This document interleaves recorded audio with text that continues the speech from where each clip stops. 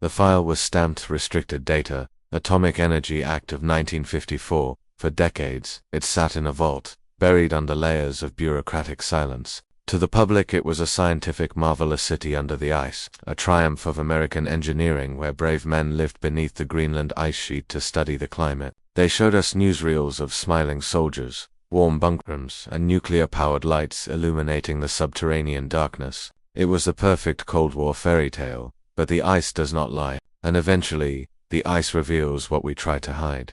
The reality was not a research station. It was a tomb in the making. It was a cover story for one of the most ambitious and dangerous military projects ever conceived, Project Iceworm. The plan was not to study the glacier but to weaponize it, to hollow out the Earth's crust and hide 600 nuclear missiles beneath the frozen surface, invisible to Soviet satellites, waiting for the order to turn the world to ash. They built a city that should not exist. They powered it with a portable nuclear heart. And then, they lost it. The glacier did not cooperate. The walls began to close in. And today that city is still down there, crushed, twisted, intoxicating for the ice to melt and release what was never meant to be found. The file was marked never open, yet we begin tonight. The only sound is the quiet hum of the cooling systems. The air in the archive room is temperature controlled, dry, and smells faintly of ozone and old paper. The document on the desk is brittle. The black ink of the redactions has faded to a dark charcoal gray over the last 60 years.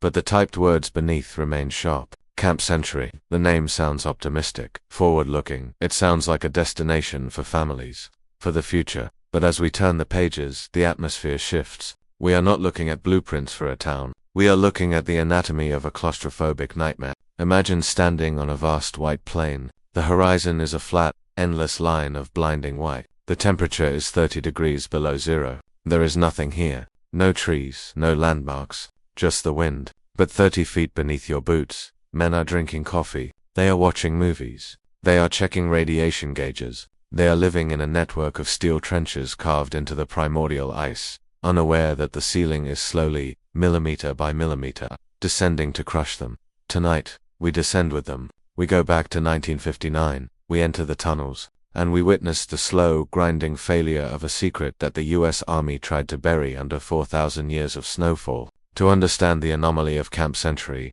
we must first understand the paranoia that built it. The year is 1959. The Cold War is not a concept. It is a physical pressure felt in the halls of the Pentagon and the Kremlin. The logic of the era is defined by a single, terrifying acronym: MAD, Mutually Assured Destruction. It is a chess game played with apocalypse. The United States needs a way to strike the Soviet Union that cannot be stopped, cannot be detected, and cannot be destroyed by a first strike.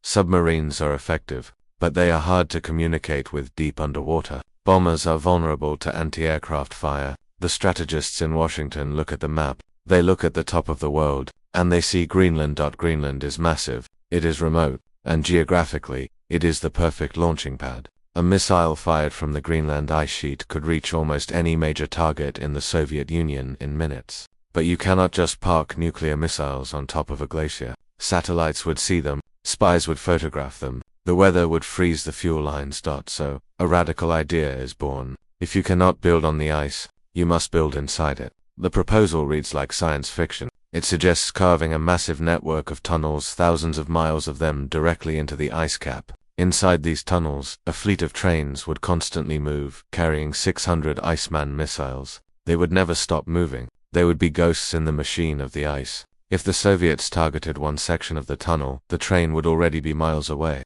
It was the ultimate shell game, played with nuclear warheads. But to build this, they needed a cover story. They could not simply start digging missile silos in Danish territory without raising alarms. They needed a legitimate reason to be there. And so, Camp Century was introduced to the world. The public face of the operation was wholesome. It was scientific. The Army Corps of Engineers announced they were building a research station to test construction techniques in polar environments. They invited the press. They invited Boy Scouts. They filmed documentaries showing smiling young American soldiers operating heavy machinery in the pristine snow. They called it the city under the ice.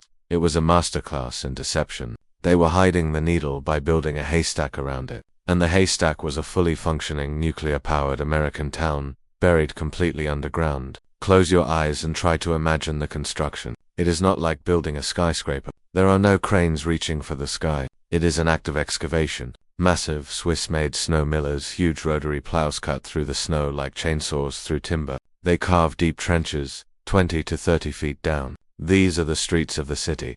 Once the trenches are cut, they do not fill them with dirt. They cover them with corrugated steel arches. Then they spray snow back over the arches. The snow hardens instantly in the freezing air. It creates a roof, a hard shell inside these steel tunnels. They place prefabricated wooden buildings, barracks, a kitchen, a laundry room, a library, a hobby shop, even a chapel.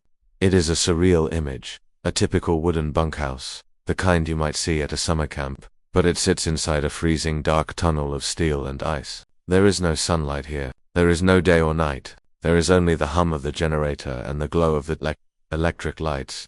The soldiers who arrived in 1959 were pioneers of a dark frontier. They were told they were making history. Most of them did not know about the missiles. Most of them did not know that the research was merely a feasibility test for the massive launch complex planned to follow. They were the test subjects. And the experiment was simple. Can humans survive living inside a glacier? The answer, as the file reveals, was complicated. Survival was possible. Comfort, however, was an illusion. The archive contains letters and diaries from the men stationed there. They speak of the thermal shock. Outside, on the surface, the temperature could drop to 70 degrees below zero. Winds could reach 100 miles per hour. But inside the tunnels, it was relatively warm. The temperature in the living quarters was kept at 60 degrees. But the tunnel walls, the ice itself, had to be kept cold. If the tunnels got too warm, the roof would melt and collapse. So, massive fans pumped freezing air through the space between the buildings and the ice walls. It created a constant, strange draft. You could be sitting in your warm room, drinking hot coffee, but if you stepped into the street, the tunnel just outside your door, you were back in the deep freeze. That it was a life of sensory deprivation. There were no windows. You could not see the weather. You could not smell the pine trees or the ocean. You smelled diesel. You smelled recycled air. You smelled the dampness of the ice. And you heard the reactor. This is the second critical anomaly of Camp Century. Power.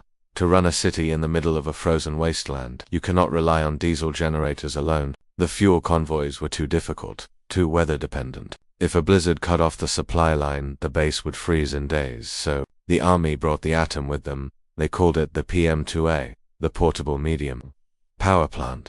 It was the world's first mobile nuclear reactor, designed to be broken down into packages, flown in by plane, and reassembled like a model kit. Think about the audacity of this. In 1960, nuclear power was still new. It was dangerous. It was mysterious. And here was the US Army, flying a nuclear reactor to the most remote place on Earth, reassembling it inside a tunnel carved out of ice. The installation was a triumph of engineering. The reactor went critical in October 1960. For the first time, the lights of the subterranean city were powered by the splitting of the atom. The showers were hot. The mess hall was bright. The base hummed with infinite energy. It seemed like they had conquered the elements. They had beaten nature. But glaciers are not static. Glaciers are rivers of ice. They move. They flow. Gravity pulls them toward the sea. And Camp Century was built inside a river that was moving slower than the eye could see, but with the weight of a continent behind it. The file designates this phenomenon as viscoplastic flow. To the engineers in Washington, the ice sheet looked solid on the maps. It looked like bedrock. But ice, under pressure, behaves like a very slow-moving fluid. It warps, it stretches. And if you dig a hole in it, the ice tries to close that hole. This was the variable the equations failed to predict accurately. The sheer speed of the deformation. By 1962, only 2 years after the base was fully operational, the reports began to change tone. The city under the ice was shrinking. The trenches were narrowing. The massive steel arches that held up the roof were beginning to bend.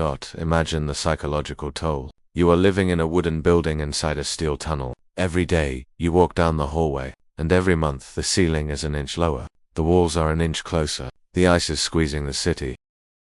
The maintenance crews fought a losing battle. They became ice trimmers. Teams of men with chainsaws and picks had to go into the tunnels and shave away the encroaching walls. They were constantly cutting back the glacier just to keep the lights on. It was a Sisyphean task. For every ton of ice they removed, the glacier pushed another ton inward.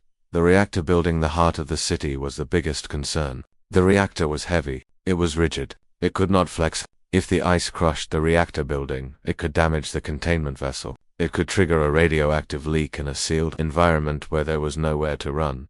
The dream of Project Iceworm, that thousands of miles of tunnels, the 600 missiles began to die in these narrowing corridors. The army realized that if they couldn't keep a small research station from being crushed, they certainly couldn't maintain a massive railway network for nuclear weapons. The tracks would warp within weeks. The missiles would be stuck. The plan was geologically impossible, but they didn't leave immediately. The Cold War was still freezing. The Cuban Missile Crisis in 1962 made every strategic asset invaluable. So they held on. They kept the reactor running. They kept the lights on. They kept up the charade of the scientific station. But the ice was relentless. By 1964, the deformation was severe. Buildings inside the tunnels were being twisted off their foundations. Pipes were snapping. The smell of sewage began to linger because the waistlines were being crushed. The city under the ice was becoming a ruin while people were still living in it. The decision to evacuate came in 1966. It was not a retreat. It was an admission of defeat by nature.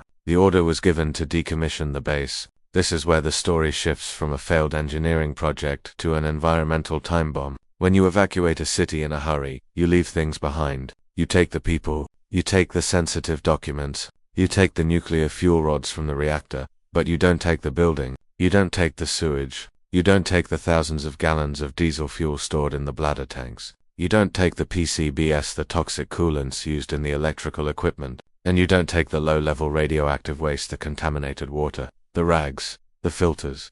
The engineers made a calculation that seemed logical in 1966. They believed that Camp Century would be buried forever. They thought the snow would keep falling. The glacier would keep growing, and the base would be encased in eternal ice. They believed the city would sink deeper and deeper, eventually freezing solid and remaining preserved like a fossil for tens of thousands of years. So they left it. They turned off the lights. They locked the doors. They collapsed the entrance tunnels to prevent intruders. And they walked away. The reactor vessel, highly radioactive but stripped of its fuel, was left in place. The sewage sump, filled with years of human waste and chemical runoff, was left open. The diesel tanks were left full. Camp Century became a ghost town sealed in a tomb of ice. Silence returned to the tunnels. The only movement was the slow, crushing weight of the glacier, finally closing the wounds the men had carved. For decades, the file remained closed. The world forgot about Camp Century. The Cold War ended. The Soviet Union fell. The internet was born. The climate changed. And that is the key. The climate changed. In 2016, a new study was published, not by the military, but by climate scientists. They were looking at the melt rates of the Greenland ice sheet. They fed the data into their models, and they found an anomaly. The ice sheet is not growing anymore. It is thinning. The layers of snow that were supposed to bury Camp Century forever are melting. The glacier is receding. The study reached a chilling conclusion. Within decades, possibly sooner, the entombed city will be exposed. The ice will melt away, and the wreckage of Camp Century will be laid bare to the sun. But it won't just be rusty steel and old wood. It will be the legacy waste. Let us open the inventory file. What exactly is waiting down there? Item 1, 200,000 liters of diesel fuel. Item 2, 240,000 liters of wastewater, including sewage. Item 3, unknown quantities of polychlorinated biphenyls, PCBs, highly carcinogenic chemicals used in paint and insulation which stay toxic for centuries. Item 4, the radioactive coolant water from the PM to a reactor.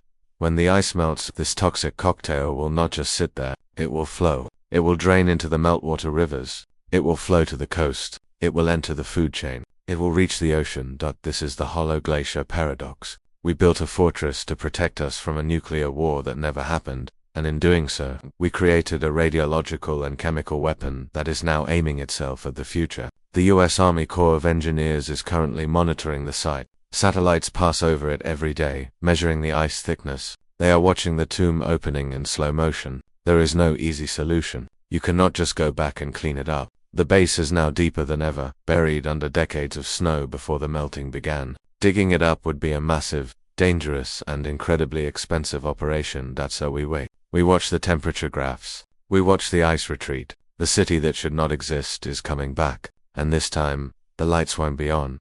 The story of Camp Century is just the surface. It was a failure, yes, but it was a visible failure. What about the projects that didn't fail? What about the files that were never declassified? What about the sounds recorded in the deep oceans during the height of the Cold War, sounds that were classified not because they were Russian submarines, but because they were something else? Next, we move from the ice to the void. We open the file on the ghost frequencies, the signals that should not be there. In 1959, the lie was not whispered in the dark. It was broadcast in Technicolor. It was printed in glossy magazines. It was told with a smile. The file before us is not a military schematic, but a press release. It is a document of perfect, curated optimism. It tells the story of the United States Army Corps of Engineers arriving in Greenland to conquer the elements for the sake of science. It speaks of weather patterns, of ice core samples, of the peaceful pursuit of knowledge in the most hostile environment on Earth. But if you hold this document up to the light,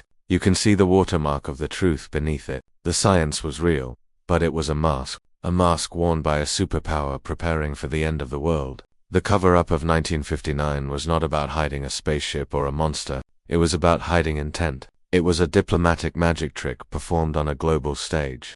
How do you build a nuclear launch pad in a country that forbids nuclear weapons, and get them to thank you for it? You tell them you are building a laboratory. You tell them you are building a city of the future. You tell them everything, except the one thing that matters. The file was stamped public information, yet the most dangerous secrets were hidden in plain sight. We begin tonight. The room is quiet. The only light comes from the glowing vacuum tubes of the reel-to-reel player. The air is cool, recycled, and carries the faint, metallic scent of warm electronics. We are deep in the archive now. The noise of the modern world, the notifications, the traffic, the urgency cannot reach us here. There is only the data. There is only the past, waiting to be read. Let us drift back to the geopolitical landscape of the late 1950s.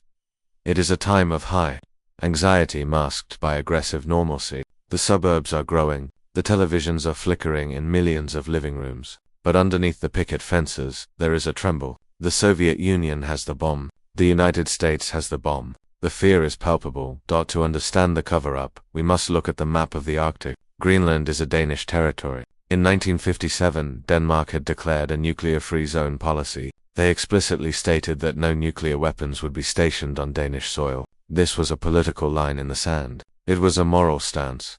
But the Pentagon had a problem. The shortest route for a missile or a bomber from Moscow to Washington goes right over the North Pole. Greenland was not just an island. It was the ultimate strategic high ground. The US military needed to be there. They needed a base. They needed a presence. But they could not simply march in and plant missiles in defiance of their Danish allies. That would cause a diplomatic crisis. It would fracture NATO. So, they invented a story. The genius of the cover-up was in its scale. Usually, when a government wants to hide a black project, they build it in the desert. They put up keep-out signs. They shoot anyone who gets too close. Area 51 is the classic example. Deny, deny, deny. But for Project Iceworm, they did the opposite. They used the hiding hand strategy. Instead of secrecy, they used publicity. They decided to build the base right in front of the cameras. They invited the world to watch. In 1959, the Army launched a massive PR campaign. They pitched Camp Sentry as a polar research station. They emphasized the harsh conditions. They emphasized the heroism of the engineers. They framed it as a battle of man against nature. The narrative was simple. American ingenuity was going to tame the ice cap to learn how to live in the cold. Why? The official reason was preparedness. If a war ever broke out in the Arctic, soldiers needed to know how to survive. That was the truth. But it was a small truth used to hide a big lie. We have the transcripts of the meetings between the US ambassador, Val Peterson, and the Danish Prime Minister, H.C. Hansen. These documents are masterpieces of ambiguity. The Americans needed permission to use the nuclear reactor, the PM-2A, to power the base. They couldn't hide a nuclear reactor. It was too big, too radioactive. So, Ambassador Peterson approached the Danish government. He didn't ask for permission to build a missile base. He asked for permission to test a new energy source that would help science. He framed the reactor not as a military engine, but as a civilian marvel. The Danish Prime Minister was in a bind. He knew, deep down, that the Americans were up to something more than just ice research. But Denmark needed American protection. So, Hansen wrote a letter. In this famous diplomatic note, he essentially gave the Americans the green light by saying he didn't want to know the details. He wrote that since the location was so remote, and the project was for defense, the Danish government would not ask too many questions. It was a don't ask, don't tell agreement etched in ice. The cover-up was collaborative. The Danish government needed to pretend they didn't know, and the American government needed to pretend they weren't telling. With the diplomatic path cleared, the scientific show began. The army invited Walter Cronkite, the most trusted man in America, to visit the site. They flew in reporters from the New York Times, National Geographic, and Popular Mechanics. Imagine the scene. A reporter arrives on the desolate ice sheet. He is cold, disoriented. He is led down a ramp into a trench. Suddenly, he is inside. The lights are bright. The air is warm. A soldier hands him a hot steak dinner. He sees a library filled with books. He sees a barber shop. He sees a chapel with an altar. The reporter is dazzled. He writes his story, The Miracle Under the Ice. He describes the comfort, the technology, the nuclear power plant that makes it all possible. He tells the American public that their boys are safe, warm, and doing important work for the future of humanity. He does not write about the tunnels that extend beyond the living quarters. He does not write about the seismic surveys being conducted to see if the ice can support the weight of a railway system for intercontinental ballistic missiles. He does not write about Project Iceworm because he does not know it exists. He is seeing exactly what he was meant to see. A stage set, a Potemkin village built of snow and steel. The science was not entirely fake. That is what made the cover-up so effective. Real science was happening at Camp Century. In fact, some of the most important climate science of the 20th century began there. This is the paradox of the archive. The same drill rigs that were testing the ice for missile silos were also pulling up the first deep ice cores in history. The scientists drilled down through the layers of the glacier. They pulled up cylinders of ice that were thousands of years old. Inside these ice cores, trapped in tiny air bubbles, was the atmosphere of the past, ancient air. By analyzing it, they could read the history of the Earth's climate. They could see volcanic eruptions from Roman times. They could see the start of the Industrial Revolution. The military allowed this. In fact, they encouraged it. Why? Because to build a missile base in the ice, you need to know the physics of the ice. You need to know how it flows, how it cracks, how it responds to heat. The data needed for the weapon was the exact same data needed for the science. The glaciologists thought they were working for knowledge. The generals knew they were working for targeting data. Let us focus on the men who maintained this illusion. The soldiers stationed at Camp Century were young. Most were in their early 20s. We have their letters home. They wrote about the boredom, the isolation, the strange, timeless drift of living underground where the sun never rises and never sets. They were told they were the Icemen, an elite unit. They wore the patch on their shoulders. They were part of a grand experiment. But looking back, we see the psychological strain of the cover-up. They were actors in a play where they didn't know the full plot. They maintained a nuclear reactor. They shoveled the snow that constantly tried to bury the escape hatches. They watched movies in the base theater, The Guns of Navarro and Psycho. They lived a simulation of American life while hovering above a geological abyss. The deception extended to the very architecture. The base was designed to look permanent. It had street names. Main Street, Fifth Avenue. It had a post office. But the architects knew, even as they built it, that the ice would eventually destroy it. The cover story that this was a long-term station for the future was physically unsustainable. They knew the lifespan was limited, but they only needed it to last long enough to prove the missile concept. By 1962, the cracks in the cover-up began to mirror the cracks in the tunnel walls. The science was becoming difficult to justify as the base began to deform. The walls closed in, the ceiling sagged, but the most chilling aspect of the cover-up of 1959 is what it implies about our trust in the official record. If you go to the library today and pull a book about polar exploration published in 1960, it will tell you Camp Century was a triumph. It will show you the diagrams. It will praise the nuclear reactor. It wasn't until 1997, nearly 40 years later, that the Danish Institute of International Affairs uncovered the truth. 40 years. That is 2 generations of people believing a lie. The file on Project Iceworm was declassified, and suddenly, the scientific station was revealed to be a nuclear launch complex feasibility study. The betrayal felt by the Danish people was profound. They had been unwitting hosts to a nuclear target. If the Cold War had gone hot, Camp Century would have been one of the first places destroyed by a Soviet strike. The radioactive fallout would have drifted over Europe. The science experiment was actually a lightning rod for World War III. There is a specific term in intelligence circles, the Glomar response. It means, we can neither confirm nor deny. But in 1959, they didn't refuse to confirm. They actively created a false confirmation. They confirmed a lie. This brings us to the present day. Why does this matter tonight? Why should this keep you awake? Because the ice does not forget. The cover-up was successful in 1959. It fooled the press. It fooled the public. It fooled the diplomats. But it could not fool the laws of physics. The scientific base is still there. The reactor vessel is still there. The waste is still there. The cover-up created a debt, a toxic debt, and now, the bill is coming due. The scientists who worked there in 1959 are mostly gone. The generals are gone. But the PCBs they sprayed on the walls to keep the fires down, they are still there. The radioactive coolant, still there. The lie has outlived the liars. As we drift deeper into the archive, the tone shifts from political intrigue to physical dread. The cover-up concealed the purpose of the base, but it also concealed the sheer danger of the environment. The army tried to frame the Arctic as a frontier to be tamed, a place where technology could dominate nature. They were wrong. The Arctic is not a passive backdrop. It is a dynamic, hungry force. And the city under the ice was not a conquest. It was a snack. The documents from 1960 to 1963 show a slow shift in the narrative. The scientific updates became less frequent. The photos of smiling soldiers became rarer. The reports started to focus on structural integrity and deformation rates. The cover-up was straining under the weight of the ice itself. Imagine being the commander of Camp Century in 1963. You know the truth. You know this isn't just a science lab. You know the Pentagon wants a missile railway. But you also know that your bedroom wall has moved 6 inches inward this month. You know the nuclear reactor's containment building is being squeezed like a soda can. You have to write the reports. You have to maintain the lie to the world, while frantically radioing Washington that the base is being eaten alive. The cognitive dissonance must have been deafening.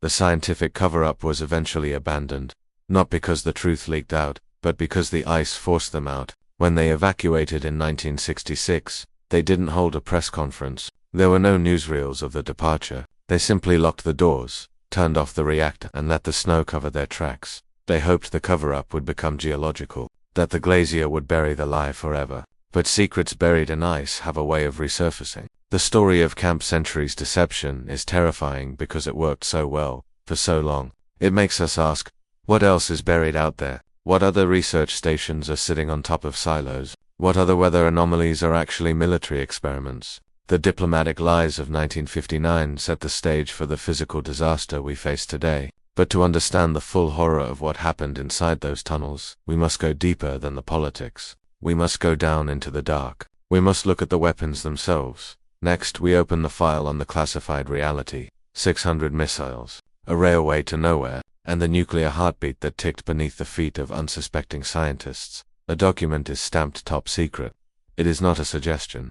It is not a theoretical exercise. It is a blueprint for the end of the world, drawn on a sheet of drafting paper while the world watched the smiling scientists at Camp Century. A different group of men sat in a windowless room in the Pentagon. They were not looking at ice cores. They were looking at a map of the Soviet Union, and they were calculating flight times. The public story was research. The classified reality was Project Iceworm. The plan was so audacious, so massive in scale, that it defies modern belief. The United States Army did not just want a base. They wanted a subterranean continent. They planned to carve a network of tunnels stretching over 2,500 miles, 3 times the length of the state of California, buried beneath the Greenland ice sheet. And inside these tunnels, they planned to hide the ultimate weapon. Not 1 missile, not 10, but 600. 600 Iceman nuclear missiles, constantly moving, constantly shifting, riding on a secret railway system that would never stop. It was a nuclear shell game played on a planetary scale. If the Soviets fired at the ice, they would hit nothing but snow. The missiles would already be miles away, sliding silently through the dark, waiting for the command to rise up through the ice and strike. The file was stamped, never open, yet we begin tonight. The air in the archive is still. The dust motes dance in the beam of the reading lamp. We are looking at a document dated 1960. It is titled, Strategic Value of the Greenland Ice Cap. It is dry text, typed on a manual typewriter, but the implications are terrifying. To understand the classified reality, we must step into the mind of a Cold War strategist. The year is 1960. The fear is paralysis. If the Soviet Union launches a surprise attack, they could wipe out America's bomber bases and missile silos before the US can respond. This is the nightmare scenario, first strike capability. The US needed a weapon that was invulnerable, a weapon that could survive the apocalypse and fire back. The Navy had submarines, the Polaris program, but they were expensive, hard to communicate with, and limited in number. The Air Force had bombers, but they had to stay in the air to be safe, burning millions of gallons of fuel. The Army wanted its own piece of the nuclear triad. They looked at the map, they saw the ice, and they saw the perfect hiding place. Project Iceworm was not just a base, it was a mobile launch complex. Imagine a subway system, but instead of commuters, the trains carry megaton warheads. The plan called for thousands of miles of trenches cut into the ice, covered with steel, and buried under the snow. Inside these trenches, specialized trains would run on tracks. Each train would carry a missile. The missile was a modified Minuteman intercontinental ballistic missile, codenamed Iceman. These were two-stage, solid-fuel rockets capable of hitting almost any target in the USSR. The brilliance of the plan was the movement. The trains would never stay in one spot for long. The Soviet satellites orbiting overhead would see nothing but a vast, white sheet of ice. They couldn't see the heat signatures through the glacier. They couldn't see the tracks. They would know the missiles were there somewhere, but they could never target them. It was the ultimate stealth weapon. A land-based submarine fleet, swimming through solid ice. Let us look at the numbers in the file. The scale of Project Iceworm was industrial.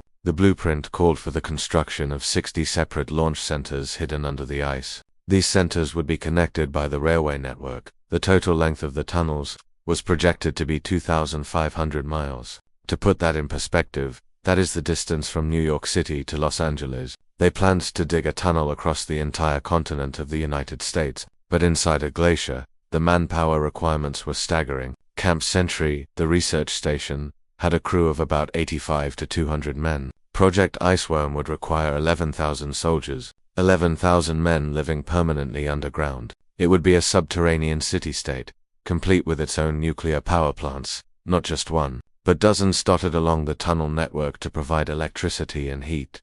The cost was estimated at the time to be around $2.36 billion.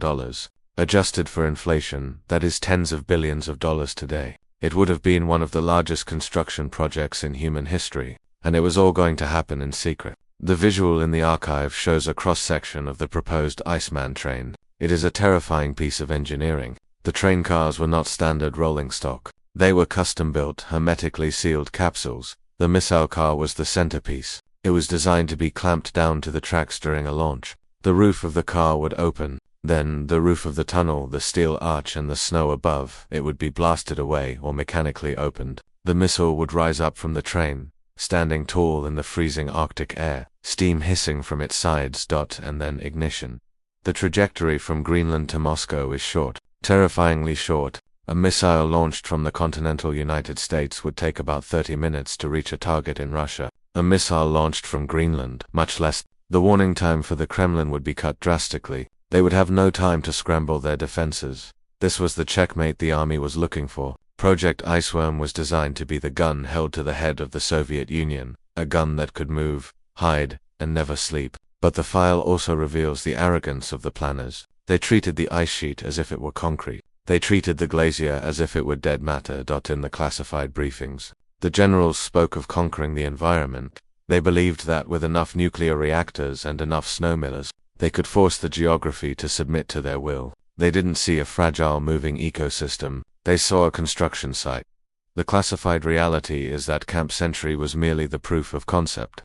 It was the prototype. The army needed to prove to the president and the Congress that they could build under the ice before they got the billions needed for Iceworm. So, every time a scientist at Camp Century drilled an ice core or a soldier fixed a generator, they were unwittingly gathering data for the missile network. The city was a test lab, the villagers were test subjects, and the results were ...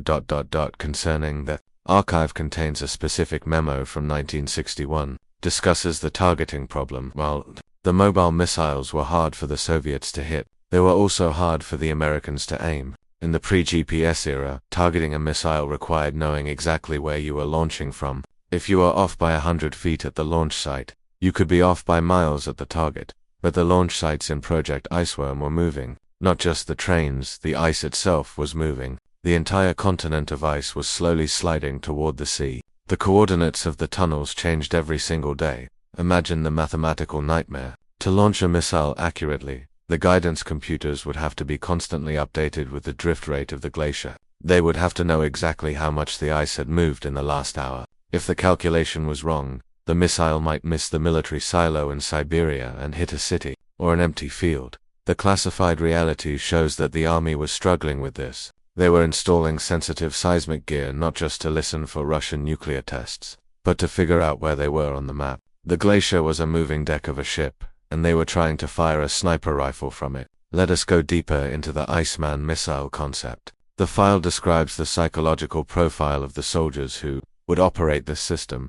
These men would be cut off from the world. The plan called for tours of duty that lasted months, entirely underground. They would live in the launch control centers buried in the ice. They would ride the nuclear trains through the dark tunnels. The psychological studies were grim. How do you keep 11,000 men sane in a windowless, white void? How do you prevent cabin fever when the cabin is armed with nuclear warheads? The planners suggested high-quality amenities, cinemas, gymnasiums, bowling alleys, all built inside the tunnels. They believed they could engineer happiness just as they engineered the tunnels. They thought if they gave the soldiers enough steak and enough movies, they wouldn't mind living in a hole in the ice, waiting to end the world. It was a sterile, industrial view of humanity. Just like the ice, they thought men were machines that just needed fuel and maintenance. The classified reality also included a dark contingency plan. What if the base was discovered? What if the Soviets attacked it? The tunnels were designed to be resilient. If a nuclear bomb hit the surface, the theory was that the snow would absorb much of the shock. The tunnels were deep enough, about 28 to 30 feet, to survive a near miss. But if the tunnels were breached, if Spetsnaz commandos landed on the ice, the plan called for internal defense. The tunnels were long, straight killing zones. A few men with machine guns could hold off an army in those narrow steel corridors. The soldiers were not just technicians, they were guards of the underworld. There were also rumors never fully confirmed, but hinted at in the redacted sections of denial protocols. If the base was about to be overrun, or if the reactor was about to be captured, there were likely procedures to destroy the facility from within, to collapse the tunnels, to bury the secrets under millions of tons of ice, sealing everyone inside. But the most disturbing part of the XS-600 missile plan was the secrecy regarding the host nation, Denmark. As we touched upon, Denmark had a nuclear-free policy. The Danish government had been tricked into allowing Camp Century under the guise of science. But Project Iceworm would have turned Greenland into the largest American nuclear base in the world. The file shows that the US Army planned to build this without explicitly telling Denmark the full extent. They hoped that once the project was started, it would be too big to fail. They banked on the fact that Denmark was a NATO ally and would eventually have to accept the reality on the ground or under the ground. It was a violation of sovereignty on a massive scale. The US was planning to hollow out the territory of an ally and fill it with weapons of mass destruction, all while smiling and shaking hands at diplomatic dinners in Copenhagen. The classified reality of the missiles remained a theory, but the hardware was real. They actually built the prototypes. Deep in the Camp Century archives, there are photos of the swings. These were massive, hydraulic platforms designed to lift heavy equipment. They were testing the mechanism that would one day lift the Iceman missile into firing position. They tested the railways. They built a spur line in the tunnels. They ran flatbed cars back and forth, loaded with lead weights to simulate the heavy warheads. They watched how the tracks held up in the freezing temperatures. The soldiers driving those test trains thought they were hauling construction materials. In reality, they were rehearsing for the apocalypse. They were the conductors of the Doomsday Express. Why didn't it happen? Why are there no missiles under the ice today? The file offers a sobering answer. It wasn't politics. It wasn't morality. It was geology. The classified reality collided with physical reality. The test results from Camp Century began to come back, and they were catastrophic. The engineers calculated that the tunnels would deform so quickly that the railway tracks would be twisted into pretzels within a year. To keep the tracks straight enough for a missile train, they would need to rebuild the tunnels constantly. The maintenance cost would be astronomical. The cheap hiding place was actually the most expensive real estate on Earth. Furthermore, the nuclear reactor, the PM2A, was proving difficult. The radiation shielding was heavy. Moving these reactors around on trains, as some plans suggested, was a logistical nightmare. In 1963, the Joint Chiefs of Staff looked at the data. They looked at the cost. And they looked at the Navy's Polaris submarines, which were working perfectly, hiding in the ocean for free. Project Iceworm was cancelled. The 600 missiles were never sent. The trains were never built. The tunnels were abandoned, but the classified reality leaves a ghost. The plan was cancelled, but the intent remains in the archive. It stands as a monument to Cold War paranoia. It shows us that there was no limit to what they would consider. There was no environment too harsh, no ally too close, no cost too high. If the ice had been just a little more stable, if the glacier had moved just a few feet less per year, history might be different. We might be living in a world where the Greenland ice sheet is a militarized zone, a nuclear fortress. And consider this: Project Iceworm was the plan we know about. It was declassified, but in the quiet of this archive, one has to wonder, what replaced it? When they realized they couldn't hide missiles in the ice, where did they decide to hide them next? Did they look to the deep ocean trenches? Did they look to the bedrock of mountains, or did they look to space? The anomaly of the 600 hidden missiles is not that they were never deployed. It is that they were ever considered at all. It reveals a mindset where the entire planet, even its most remote, frozen corners, is nothing more than a chessboard. The missiles never arrived, but something else did. The nuclear reactor that was supposed to power them was installed. And while the missiles are a what if, the reactor is a what happened. The heart of the city beat with atomic fire. It was the pride of the mission. But nuclear power in a shifting ice tunnel creates a unique set of horrors.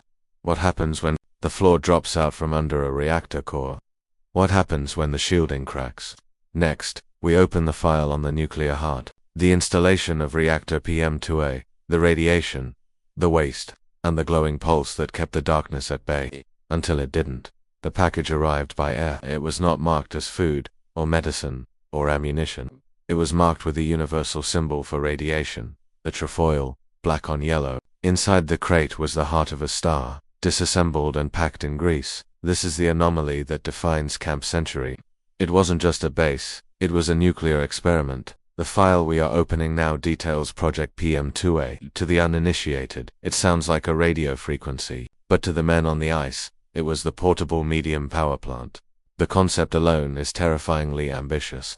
In 1960, nuclear power was a beast that required massive concrete domes, thick lead walls, and acres of land. It was heavy, it was immobile, yet the US Army decided to shrink it. They decided to make it portable. They decided to fly a nuclear reactor, piece by piece, to the most unstable surface on Earth, and reassemble it inside a tunnel carved of ice.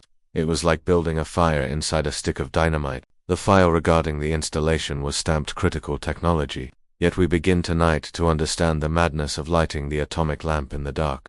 The air in this section of the archive is colder. The documents here are technical manuals, filled with schematics of control rods and pressure vessels. The paper is dense, smelling of machine oil and old library dust. There is a sense of weight here. We are not just reading history, we are looking at the blueprints of a machine that should not have worked. Let us transport our minds to the summer of 1960. The location is Thule Air Base. On the coast of Greenland, the sky is endless, piercing blue. The sun does not set. On the tarmac, heavy transport planes C-130 Hercules are lined up. They are swallowing crates. These are not ordinary supplies. These crates contain the packages. The engineers at Alco Products in New York had achieved the impossible. They had taken a pressurized water reactor machine capable of generating 10 million watts of heat and sliced it into 27 separate modules. Each module was sized to fit exactly into the belly of a cargo plane. It was the world's most dangerous jigsaw puzzle. The atmosphere on the tarmac is tense. The handlers know what is in those crates. They know that one accident, one crash on the ice cap, could scatter radioactive material across the pristine white desert. The silence of the Arctic is broken by the roar of engines as the convoy takes off, heading inland, toward the featureless white void of the ice sheet. To understand the installation, you must visualize the environment. Camp Century is not a building sitting on the ground. It is a series of trenches. The reactor trench is the deepest. It is a cavern cut into the glacier, reinforced with corrugated steel arches. It is dark. It is damp. The walls are made of water, frozen for 10,000 years. The engineers descend into this hole. They are wearing parkas, heavy gloves, and dosimeters, badges that measure radiation exposure. Their breath steams in the cold light of the work lamps. They are about to build a nuclear power plant in a freezer. The installation process was a race against time and geometry. They had 77 days. The Arctic summer is short. If they didn't get the reactor running before the winter storms hit, the construction crew would have to evacuate or freeze. The first challenge was the foundation. You cannot pour concrete on ice. The heat of the curing concrete would melt the ice and the foundation would sink. So, they used timber, massive beams of wood, frozen into the floor of the tunnel. A nuclear reactor, a triumph of the atomic age, would sit on a bed of wood, like a cabin in the wilderness. Then came the pressure vessel. This is the steel part where the nuclear reaction happens. It is heavy, unbelievably heavy. Moving it into the tunnel required a system of skids and winches. You can hear the groaning of the steel cables echoing in the narrow space. You can feel the vibration in the ice floor as the vessel is lowered inch by inch. The precision required was surgical. In a normal power plant, you have cranes and laser levels. Here they had muscle and spirit levels. They were aligning pipes that would carry superheated radioactive water, and they were doing it in a tunnel that was slowly shrinking due to the pressure of the glacier. The sensory details of the installation are vivid in the logs. The smell of welding ozone mixing with the crisp, sterile scent of the ice. The blinding flash of the arc welders illuminating the frost on the steel arches. The sound of sledgehammers ringing against bolts. It was an industrial symphony played in a soundproof room. One of the most critical components was the shielding.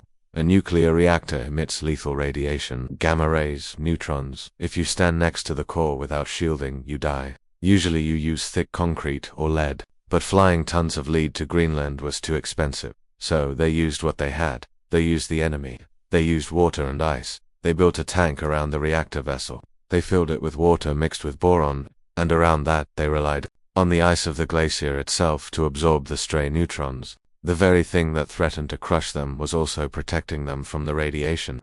It was a symbiotic relationship between the machine and the ice. By October 1960, the machine was ready. The control rods were inserted. The fuel elements of uranium clad in stainless steel were lowered into the core. The moment of criticality is the moment a reactor wakes up. It is when the chain reaction becomes self-sustaining. In a control room buried 30 feet under the snow, a young officer turned a dial. He watched a needle on a gauge rise. There was no explosion. There was no roar. Just a hum.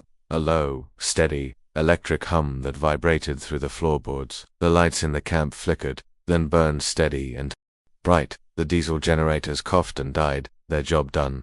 Camp Century was now alive. It was the only city in the world powered entirely by a portable sun. The psychological impact of this cannot be overstated. Outside, the wind was howling at 80 miles per hour. The temperature was -50. But inside, the soldiers had hot showers. They had electric razors. They had toast. The reactor gave them the illusion of civilization. It made the impossible environment feel conquerable, but the file notes a subtle danger. The heat. A nuclear reactor produces massive amounts of waste heat. In a normal city, you dump this heat into a river or the air. But in an ice city, heat is death. If the tunnel gets too warm, the roof melts. The water drips. The structure fails, so they had to build a massive cooling system. They pumped air from the surface down into the reactor trench, and then blasted the hot air back out through exhaust towers. These towers stood on the surface of the ice sheet like chimneys. If you were a pilot flying over Greenland in 1961, you would see nothing but white emptiness. And then, you would see a plume of steam rising from the snow. A ghost of heat in the frozen desert. That was the breath of the machine below. The vapor vent became a landmark. But it also became a problem. The hot steam would hit the freezing air and instantly turn into fog. Ice fog. It would settle around the camp, reducing visibility to zero. The reactor was creating its own weather system. A localized cloud of radioactive dampness. Let us look closer at the men who ran it. They were the nuclear power field office crew. They were specialists. They were young, highly trained, and incredibly isolated. They worked in 12-hour shifts. They sat in front of the control panels, watching the temperature gauges, watching the pressure. They knew the risks. If a pipe burst, the steam would fill the tunnel instantly. There was nowhere to run. The escape hatches were vertical ladders leading up through 30 feet of snow. In a steam explosion, you would never make it. They were trapped in a steel tube with a dragon, but the logs show a strange affection for the machine. They called it the nuke. They kept it polished. It was their lifeline. Without it, the darkness would return. The operational life of the PM2 was a constant battle against the paradox of its existence. We see in the maintenance logs that the portable reactor was not as robust as promised. It was delicate. It was temperamental. The control rod drives the mechanisms that raise and lower the safety rods began to stick. Why? Because of the glacier creep. The tunnel floor was tilting. The reactor vessel, which needed to be perfectly leveled, was slowly being tipped by the movement of the ice. Imagine trying to drive a car while the road is tilting underneath you. Now imagine that car is a nuclear reactor. The engineers had to constantly shim and relevel the heavy machinery. They were using hydraulic jacks to lift a radioactive vessel, inch by inch, just to keep it upright. The radiation levels were another concern. The shielding worked, but not perfectly. The hot zones in the tunnel were strictly off, but in a confined space, everything is close. The soldiers sleeping in the barracks a few hundred feet away were safe, but the technicians walking the catwalks near the vapor container were constantly checking their dosimeters. The file contains a report on neutron activation. This is a phenomenon where radiation makes non-radioactive things radioactive. The steel of the reactor vessel, the pipes, even the dust in the air near the core. The machine was slowly turning its own cage into a hazard. And then there was the waste.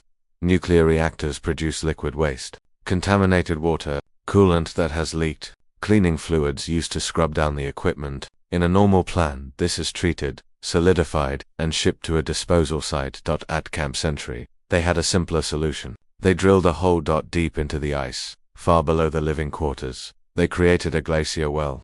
They pumped the radioactive liquid waste directly into the ice sheet. They believed it would freeze instantly and stay there forever. They treated the glacier as a sponge. The archive lists the volume, thousands of gallons of low-level radioactive water injected into the ice. They didn't see it as pollution. They saw it as storage. Dilution is the solution to pollution was the mantra of the era. But in the ice, there is no dilution. There is only preservation. That water is still there, suspended in the dark, waiting for the melt. The installation of the PM2A also served a darker purpose, hidden in the subtext of the files. It was a test of nuclear mobility for the Army. They wanted to know if they could use these small reactors to power the missile trains of Project Iceworm. The problems they faced at Camp Century: the tilting floors, the sticky control rods, the radiation leaks were red flags. They proved that putting a nuclear reactor on a moving train was a recipe for disaster. If they couldn't keep a stationary reactor stable in the ice, how could they possibly manage one that was rattling down a track at 40 miles per hour? The PM2A, in its failure to be perfect, saved the world from an even greater folly. It silently vetoed the missile train project. By 1963, the decision was made. The base was dying. The ice was crushing the tunnels faster than they could trim them. The reactor had to go. Thus brings us to the installation. If installing a reactor in an ice tunnel is hard, removing it is a nightmare. You cannot just unplug it. It is radioactive. The core is deadly hot. They had to wait for the fuel to cool down. Then, they had to remote handle the fuel rods, pulling them out one by one and placing them in heavy lead casks. The soldiers worked in shifts, limited to minutes of exposure time. Run in, turn a bolt, run out. They disassembled the pressure vessel. They cut the pipes. They packed the packages back up. But they didn't take everything. The reactor vessel was removed. The fuel was removed. But the containment building, the steel arches, the contaminated water in the ice, well, the secondary cooling loops, they stayed. It was too expensive to fly scrap metal out of Greenland. So they left the carcass of the power plant in the tunnel. They turned off the lights. The hum stopped. The silence returned.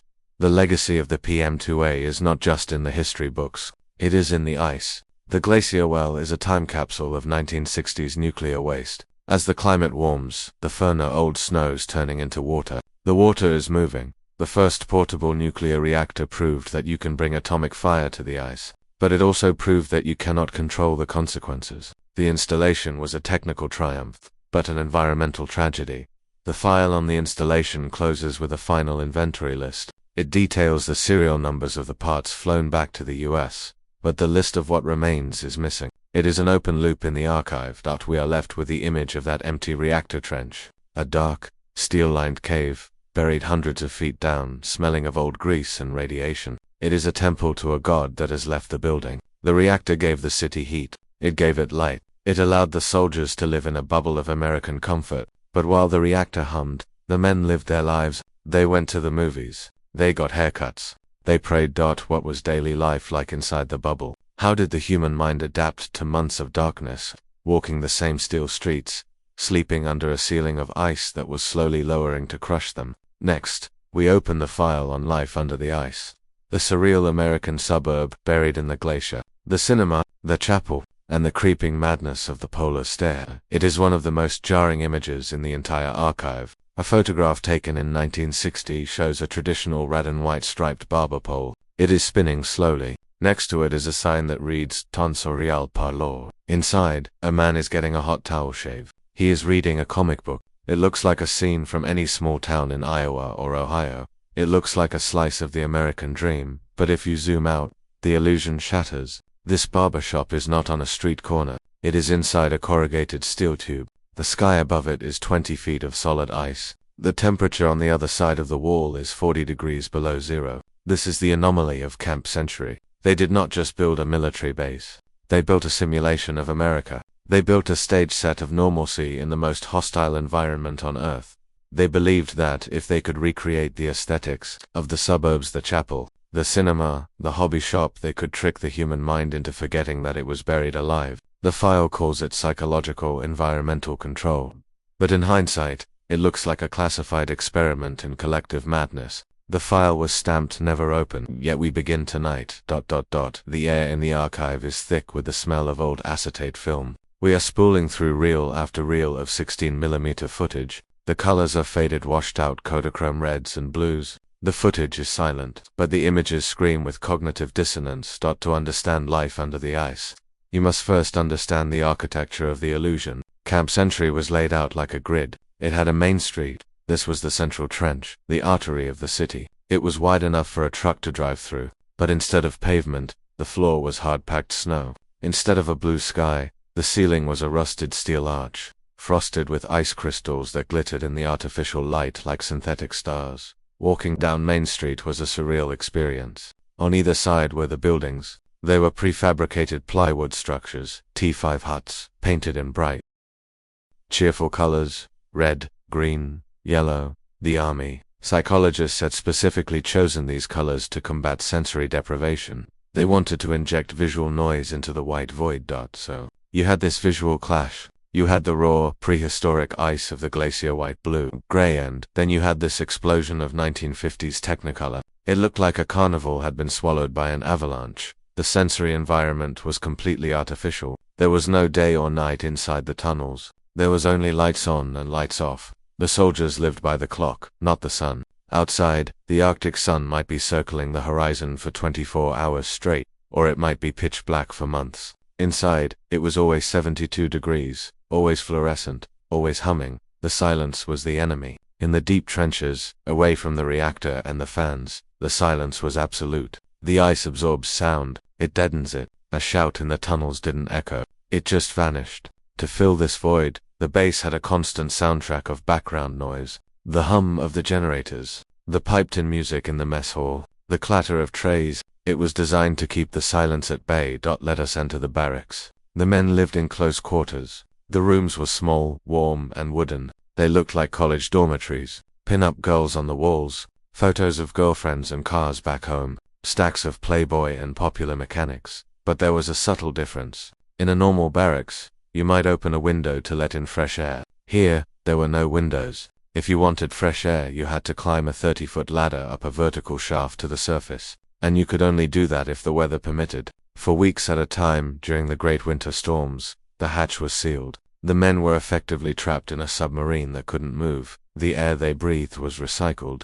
It was scrubbed of carbon dioxide, heated, and pumped back in. After a few months, the air began to take on a specific Camp Century smell. The veterans described it in their journals. It was a mix of diesel fumes, stale cigarette smoke, ozone from the electronics, and the damp, metallic scent of the melting ice. It was the smell of captivity. To combat the claustrophobia, the army focused on food. The archive contains the menus from the mess hall. They are extravagant. In an era when most soldiers were eating spam and beans, the men of Camp Century were eating steak, roast beef, lobster tails, fresh eggs flown in from THUL. The logic was simple. Food is comfort. If you keep the men full of high-calorie, high-quality food, they will be less likely to dwell on their isolation. The Icemen were the best-fed soldiers in the U.S. Army. They sat in a brightly lit mess hall, drinking coffee, joking, eating like kings, while 50 feet above their heads, the wind was stripping the paint off the radar domes. But the centerpiece of this subterranean society was the town square. This was where the illusion of the suburb was strongest. There was a chapel, a small wooden building with a steeple that didn't reach the sky. Inside, there were pews, an altar, and an electric organ. On Sundays the chaplain held services. The sound of hymns drifting through the ice tunnels must have been haunting. Rock of Ages, cleft for me. Let me hide myself in the lyrics took on a literal meaning here. They were hidden in the rock of ice. There was a theater. Every night they showed movies. The latest releases from Hollywood were flown in. The men sat in the dark watching Ben-Hur or The Apartment. For 2 hours, the screen was a window to another world. A world of sunshine, cities, trees, and women. When the movie ended and the lights came up, the reality of the ice tunnel rushed back in. The contrast must have been devastating. There was a library, thousands of books. The soldiers read voraciously. They read to escape. But the logs show they avoided books about the Arctic. They didn't want to read about Jack London or Shackleton. They wanted to read about the desert, the jungle, places that were hot. And finally, there was the Keewatin Club. The bar. Yes, there was a bar inside the nuclear city. It was the social hub. They had a jukebox. They had dances, though, with no women. They were just parties. The alcohol flowed freely. It was a place to blow off steam. But even here, the rules of the ice applied. You couldn't smoke too much because the ventilation couldn't handle it. You couldn't get too loud. It was a curated existence. A bubble of American culture, preserved in amber. Or rather, in ice. But bubbles are fragile. And the men inside knew, deep down, that the normalcy was a lie. The psychological profile of the Iceman is one of the most fascinating aspects of the archive. The army chose these men carefully. They screened them for stability. They wanted men who were calm, introverted, and technically proficient. They didn't want cowboys. They wanted astronauts. But even the best screening couldn't prepare the human mind for the polar stare. This was the term the doctors used. After about 3 or 4 months under the ice, the men would change. They would stop talking. They would sit in the mess hall staring at their food, or staring at the wall. Their movements became slow. Their eyes became unfocused. It was a form of hibernation. The brain, deprived of natural stimuli, began to shut down. The lack of day and night disrupted their circadian rhythms. Men would suffer from the big I, chronic insomnia. They would lie awake in their bunks for hours, listening to the hum of the reactor, unable to sleep, unable to wake up. The archive contains reports from the base doctor. He noted an increase in irritability. Small arguments over a card game would flare up into fits. The pressure of the confinement mirrored the pressure of the glacier. Everyone was being squeezed. One of the strangest psychological phenomena was the obsession with the glacier worms. This was a myth, a joke that turned into a superstition. The soldiers told the new recruits that there were iceworms, giant, translucent worms that lived in the glacier and ate the tunnels. It was a way to explain the sounds. And there were sounds. The city was not static. The ice was moving. It moved about 3 to 4 feet per year. This movement wasn't silent. The ice would crack. It would groan. Sometimes, in the middle of the night, a loud bang would echo through the camp, sounding like a gunshot. It was a tension crack, opening up somewhere in the darkness. Living inside a moving object creates a sense of vertigo. You couldn't feel the motion, but you could see the evidence. The floors would tilt. A door that closed perfectly on Monday would be stuck on Friday. The billiard table in the recreation room had to be re-leveled every week. The soldiers were living in a funhouse that was slowly trying to crush them. The man against nature narrative was failing. Nature was winning, millimeter by millimeter. Let us talk about the Boy Scout incident. This is the peak of the surrealism. In 1960, as part of the PR campaign, the army invited a Boy Scout to Camp Century. His name was Skren, a scout from Denmark. He was brought down into the tunnels to visit the city of the future. Imagine this child, in his uniform, walking through a nuclear-powered military base buried in a glacier. The photos show him smiling, eating a burger, looking at the reactor control panel. It was a masterpiece of propaganda. Look, the photos said, it's so safe, even a child can visit. But the archive reveals the tension behind the smile. The commanders were terrified of an accident while the boy was there. They were terrified of a radiation leak. They were terrified that the boy would see something he shouldn't, like the maps for the missile railway. The visit was a tightly choreographed ballet of deception. Skren was shown the science, he was not shown the strategy. He left believing he had seen a wonderland. He had actually walked through the lobby of a doomsday machine. The presence of civilians, reporters, scouts was rare. For 99% of the time, it was just the men, a brotherhood of the deep. They developed their own slang. They had their own rituals. They had the 200 Club. To join, you had to endure a temperature difference of 200 degrees. You would sit in the camp's sauna until you were baking hot, maybe 180 degrees Fahrenheit. Then, you would run out of the sauna, climb the ladder to the surface, and roll naked in the snow at minus 40 degrees. It was madness. It was dangerous. It could stop your heart. But they did it. Why? To feel something. To shock the body back into life. To prove that they were still alive in a place that felt like a tomb. The isolation also led to intense creativity. The men formed bands. They wrote newspapers. They built elaborate models. In the hobby shop, they crafted leather wallets and built ham radios. They tried to reach out to the world. The ham radio operators were the only link to the outside voice. Late at night, when the atmospheric conditions were right, they could bounce a signal off the ionosphere and talk to someone in Kansas, or Florida, or Germany. This is Camp Century. Calling. Imagine receiving that call. Where are you? The voice from Florida would ask. We are under the ice in Greenland. The operator would say, what's it like? It's quiet, and the coffee is hot. They never mentioned the missiles. They never mentioned the warping walls. They kept the secret, even over the airwaves. The surreal suburb also had a darker side. Waste. A suburb produces trash. A city produces sewage. In the normal world, this is taken away. In the ice, there is no away. The latrines, the showers, the kitchen sinks, all of that water and waste had to go somewhere. As we mentioned in the reactor file, they pumped it into the ice. But the smell was a constant battle. The ventilation fans worked overtime to suck the odors out, but as the tunnels deformed, the pipes cracked. There were incidents where sewage lines burst. Imagine the horror of a sewage leak in a tunnel made of ice. You cannot just wash it away. It freezes. The brown slush would freeze onto the floor, becoming a permanent part of the geology. The men had to chip it away with picks. It was degrading, filthy work. It stripped away the glamour of the atomic city. It reminded them that they were essentially living in a hole in the ground. And then there was the nuclear laundry. The laundry room was one of the busiest places in the camp. Soldiers wanted clean uniforms. They wanted crisp sheets, but the water used for the laundry came from the glacier. They melted the snow.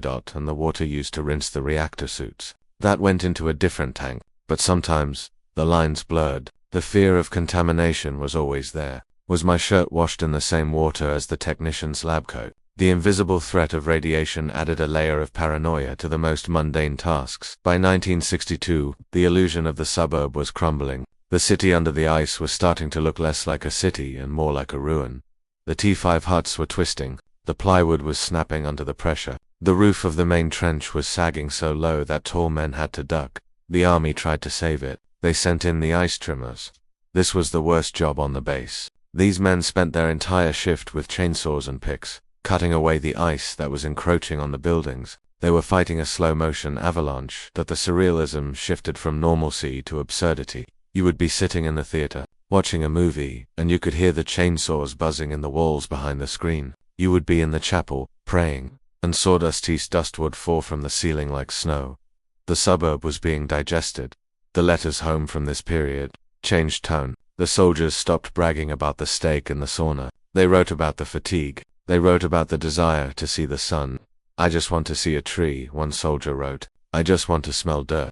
The exit strategy began to form. The army realized that the human cost, and the financial cost, of maintaining this illusion was too high. You cannot fight a glacier. You cannot build a suburb inside a river of ice and expect it to stay still.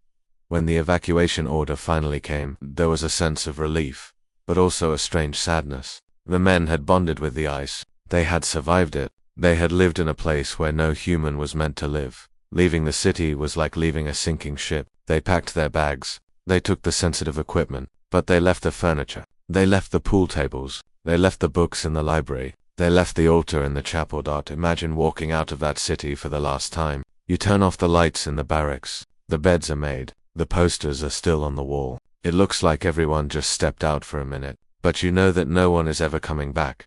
You walk down Main Street. The silence rushes in to fill the space where the hum used to be. The darkness reclaims the trenches. The surreal American suburb was abandoned. It became a ghost town, frozen in time. The city is still there. The library books are still there, frozen solid. The chapel is still there, crushed by the ice. The barbershop pole is likely twisted into scrap metal, buried under hundreds of feet of new snow. But the story doesn't end with the evacuation. The city didn't just die. It began to react. The heat from the city had changed the ice, and the weight of the city had changed the glacier. The ice began to wake up. It began to move faster. The slow crush turned into a violent deformation. Next we open the file on the glacier wakes up. The physical destruction of the base, the collapse of the tunnels, and the moment the ice decided to erase the mistake of Camp Century, once and for all. The most terrifying sound in the world is not an explosion. It is the sound of geology moving. In 1962, the men of Camp Century began to hear it. At first, it was subtle, a groan in the night, a creak in the floorboards, but soon, it became a constant, grinding symphony. The city was not just sitting in the ice. It was being digested by it. The engineers had calculated the weight of the snow. They had calculated the wind, but they had failed to calculate the life of the glacier itself. They treated the ice sheet as a solid block of concrete, static and dead. But the ice is not dead. It is a fluid. It flows like slow motion honey, heavy and relentless. And when you carve a hole in it, gravity tries to close that hole. The anomaly was physical. The walls began to move inward. The ceiling began to lower. The steel arches, designed to hold up the world, began to buckle and twist like paper clips. The classified file calls it viscoplastic deformation, but the men who lived through it called it something else. The file was stamped, never open. Yet we begin tonight. The archive room is silent, save for the hum of the dehumidifier. The air is dry, preserving the brittle paper of the engineering reports. These are not standard military documents. They are autopsies of a structural failure. The diagrams show curves and vectors, arrows pointing inward, measuring the slow, inexorable collapse of a city. To understand why the glacier woke up, we must look at the physics of the ice sheet. Greenland is not just a pile of snow. It is a dynamic system. The ice in the center of the island is constantly being pushed outward toward the sea by its own massive weight. When the army dug the trenches for Camp Century, they disrupted the stress field of the ice. Imagine digging a tunnel through a mountain of wet sand. The sand wants to fill the void. The ice of Greenland behaves similarly, but on a timescale that is agonizingly slow. The phenomenon is called closure. The walls of a tunnel in the ice do not stay straight. They bow inward, the floor rises up, the roof sags down. It is a slow-motion implosion. In the first year, 1959, the movement was minimal. The cold steel of the arches held the snow back. The engineers congratulated themselves. They thought they had one. But by 1961, the data began to show a disturbing trend. The closure rate was accelerating. The ice wasn't just settling, it was squeezing. The measurements were precise. In some tunnels, the walls were moving inward at a rate of an inch per month. That doesn't sound like much, but over a year that is a foot. Over 4 years, that is 4 feet. And the tunnels were only 20 feet wide to begin with. The city was losing its space. That let us walk through the main street of Camp Century in late 1962. The visual evidence of the crush was everywhere. First casualties were the wooden buildings inside the tunnels. The T5 huts were rectangular boxes, but the tunnels were becoming ovals. As the roof lowered, it began to press down on the chimneys and the ventilation stacks of the huts. Imagine sitting in your barracks room. You hear a sound like a gunshot. You jump up. You look at the ceiling. A wooden beam has snapped. The pressure from the ice roof has pushed the ventilation pipe down, driving it through the roof of your room like a spear. This happened. The maintenance crews had to go around cutting the tops off the chimneys just to keep the buildings from being crushed. It was a constant game of retreat. Then came the floor. We assume the ground beneath our feet is stable, but at Camp Century, the floor was rising. The weight of the ice on either side of the trench was squeezing the floor upward, like toothpaste being squeezed out of a tube. This played havoc with the utilities. The sewer lines, the water pipes, the electrical conduits, they were all buried in the floor. As the floor heaved and twisted, the pipes snapped. A broken water pipe in a frozen tunnel is a disaster. The water sprays out, instantly freezing into an ice sculpture, blocking the corridor. The soldiers had to hack their way through these accidental glaciers within the glacier. The lighting fixtures began to pop. The pressure twisted the wiring. Bulbs would shatter spontaneously, showering the dark tunnels with glass. The atmosphere shifted from high-tech research station to sinking submarine. The men were constantly fixing leaks, patching cracks, and shoring up walls. The sound of the base changed. It was no longer just the hum of the reactor. It was the sound of saws. The army had to deploy ice trimming teams. This was a job that didn't exist in any manual. These were squads of men armed with chainsaws, ice picks, and shovels. Their job was to walk the perimeter of the tunnels and shave the walls. Imagine the futility of it. You are standing in a tunnel that is miles long. The wall is made of ice that is thousands of years old, and you are attacking it with a chainsaw. You cut away a ton of ice today. Tomorrow, the wall has moved another millimeter closer. The shaving tons of ice chips had to be hauled out. They couldn't just leave them on the floor. They had to load them onto sleds, drag them to the elevator, and dump them on the surface. It was endless, back-breaking labor, and it was dangerous. The ice trimmers were working in the void spaces between the tunnel walls and the buildings. It was dark, cold, and claustrophobic. If a section of the roof collapsed, they would be buried instantly. The file contains a memo from the base commander requesting heavy-duty continuous miners.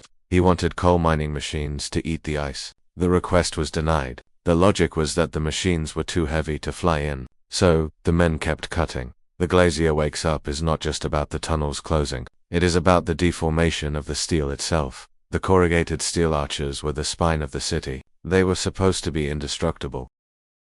But the ice is stronger than steel. The pressure from the snow load above accumulating every year as new storms dumped more weight on the surface began to flatten the arches. The perfect semicircles began to look like squashed lemons. The bolts that held the steel plates together were under immense tension. Sometimes a bolt would shear off. It would fly across the tunnel like a bullet. The sound was deafening in the confined space. Ping. The soldiers learned to walk in the center of the tunnels, away from the walls, eyes scanning the ceiling dot, and then there was the heat. The ultimate irony of Camp Century is that its own life force, the heat from the buildings and the reactor, was accelerating its death. Heat melts ice. This is obvious. But, in a tunnel, it is catastrophic. The buildings were insulated, but they still leaked heat. This heat warmed the air in the tunnel. The warm air rose to the ceiling. It softened the ice roof. Soft ice deforms faster than hard ice does, so the very act of living in the city, of cooking food, of taking showers,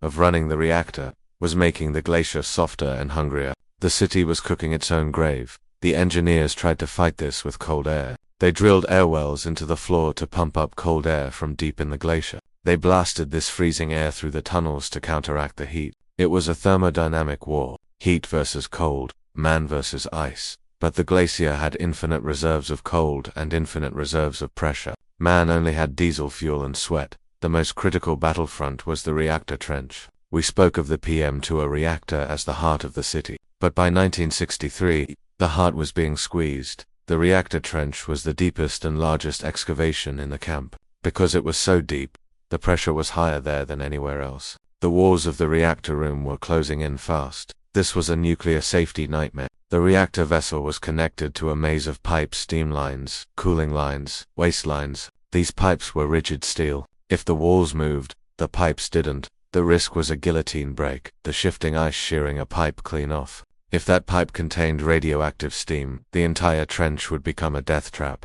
The technicians installed flexible couplings. They put bends in the pipes to allow for movement. They mounted the equipment on skids that could slide. But the ice was relentless. It wasn't just moving sideways. It was twisting. The floor was tilting. The reactor vessel, which needed to be perfectly plumbed to operate the control rods, was slowly leaning. The logs show that they had to shut down the reactor frequently to realign the systems. Imagine the tension in the control room. You are trying to run a nuclear reaction, and the room itself is changing shape around you. The vapor container, the water tank shielding, the reactor began to leak, not from a hole, but from the stress. The seals were failing. Radioactive water began to seep into the floor. The glacier well where they dumped waste was filling up faster than expected because the ice was closing that hole too. The glacier was rejecting the foreign object, but the death blow to the project and specifically to the missile plan came from the railway tests. Remember, Camp Century was the prototype for the 2,500-mile missile network. The army had built a test track inside one of the tunnels. They ran a heavy flatbed car back and forth. They measured the tracks with lasers and levels every day. The data was devastating. The tracks wouldn't stay straight for more than a week. The ice moved unevenly. One section of the track would dip, while another section 10 feet away would rise. The rails twisted. They gauged the distance between the rails. If a train carrying a nuclear missile hit a section of twisted track at 40 miles per hour, it would derail. A derailment of a nuclear weapon inside a tunnel is the definition of a catastrophe. The engineers did the math. To keep the tracks straight, they would need a maintenance crew for every mile of tunnel. For a 2,500-mile network, they would need an army of tens of thousands of men just to align the rails. The cost would be higher than the GDP of small nations. The glacier wakes up. File essentially ends the dream of Project Iceworm. The ice proved that you cannot build a precision machine inside a chaotic medium. The hidden truth is that the project wasn't cancelled because of politics or peace treaties. It was cancelled because the ice physically refused to allow it. By 1964, the city under the ice was visibly dying. The photos from this era are haunting. The bright colors of the buildings are dimmed by the encroachment of the frost. The tunnels look smaller, darker. There are shoring timbers everywhere, thick wooden beams propped up against the walls to hold back the ice. It looks less like a sci-fi base and more like an old, collapsing coal mine. The morale of the men began to sag with the roof. Living in a dying city takes a toll. You wake up every day and the ceiling is a little lower. The walk to the mess hall is a little tighter. The polar stare became more common. The sense of doom was palpable. The decision to evacuate was made not a moment too soon. In 1966, the order came: abandonment. It was not a mothballing. It was a surrender. They began to strip the base. The reactor was the first thing to go. But as they pulled the equipment out, the ice accelerated. It was as if the glacier knew they were leaving and decided to speed up the consumption. Tunnels that were abandoned for just a few weeks became impassable. The ice reclaimed them instantly. The soldiers had to scramble to get the heavy gear out. Some things were too trapped to move. Generators, vehicles, supplies. They were left where they stood. The ice closed around them. The final days of Camp Century were eerie. A skeleton crew remained to turn off the lights. They walked through the empty tunnels. The sound of the wind on the surface was louder now, as the snow had piled up, bringing the surface closer to the roof, or the roof closer to the surface. They sealed the standpipes. They collapsed the entrance ramps. They left the city to the dark. But the waking didn't stop when the humans left. In fact, it got worse. Without the heat of the buildings to keep the ice soft, the tunnels froze hard. But the pressure continued. The steel arches were crushed flat. The wooden buildings were splintered into matchsticks. The city was compressed. Camp Century was flattened into a thin layer of debris, sandwiched between the ancient ice below and the new snow above. For decades, it slept. But now, the glacier is waking up in a different way. It is not crushing anymore. It is melting. The climate shift has reversed the process. The snow is stripping away. The meltwater is percolating down. The crushed city is being exposed to water and air for the first time in 60 years. The destruction of the base was violent and slow. But what did they leave behind in the wreckage? We know about the reactor vessel. But what about the soft waste? The chemical inventory? The biological hazards? The things that do not crush, but leak. The ice crushed the buildings, but it preserved the poisons. Next, we open the file on the toxic legacy, the diesel, the sewage, the PCBs, and the lake of poison that is forming beneath the ice, waiting to flow into the ocean. In the history of engineering, there are moments of sudden failure, bridge collapsing, a dam bursting. But in 1962, the United States Army faced a failure that was terrifying because of its slowness. It was a disaster measured in millimeters. The file for this year is not filled with panic, but with a cold, creeping realization. The engineers at Camp Century looked at their slide rules, then at the walls, and then back at their slide rules. The numbers did not lie. The city was not just shrinking. It was flowing. The ice was behaving like a liquid that had forgotten how to freeze. The anomaly was classified immediately. If the Soviets knew that the city under the ice was being crushed by its own environment, the strategic threat of the missile network would vanish overnight. So, the base continued to operate. The soldiers continued to smile for the cameras. But behind the scenes, the maintenance logs tell a story of a losing war against gravity. The walls were closing in at a rate of 3 feet per year. The ceiling was descending like a slow-motion hydraulic press.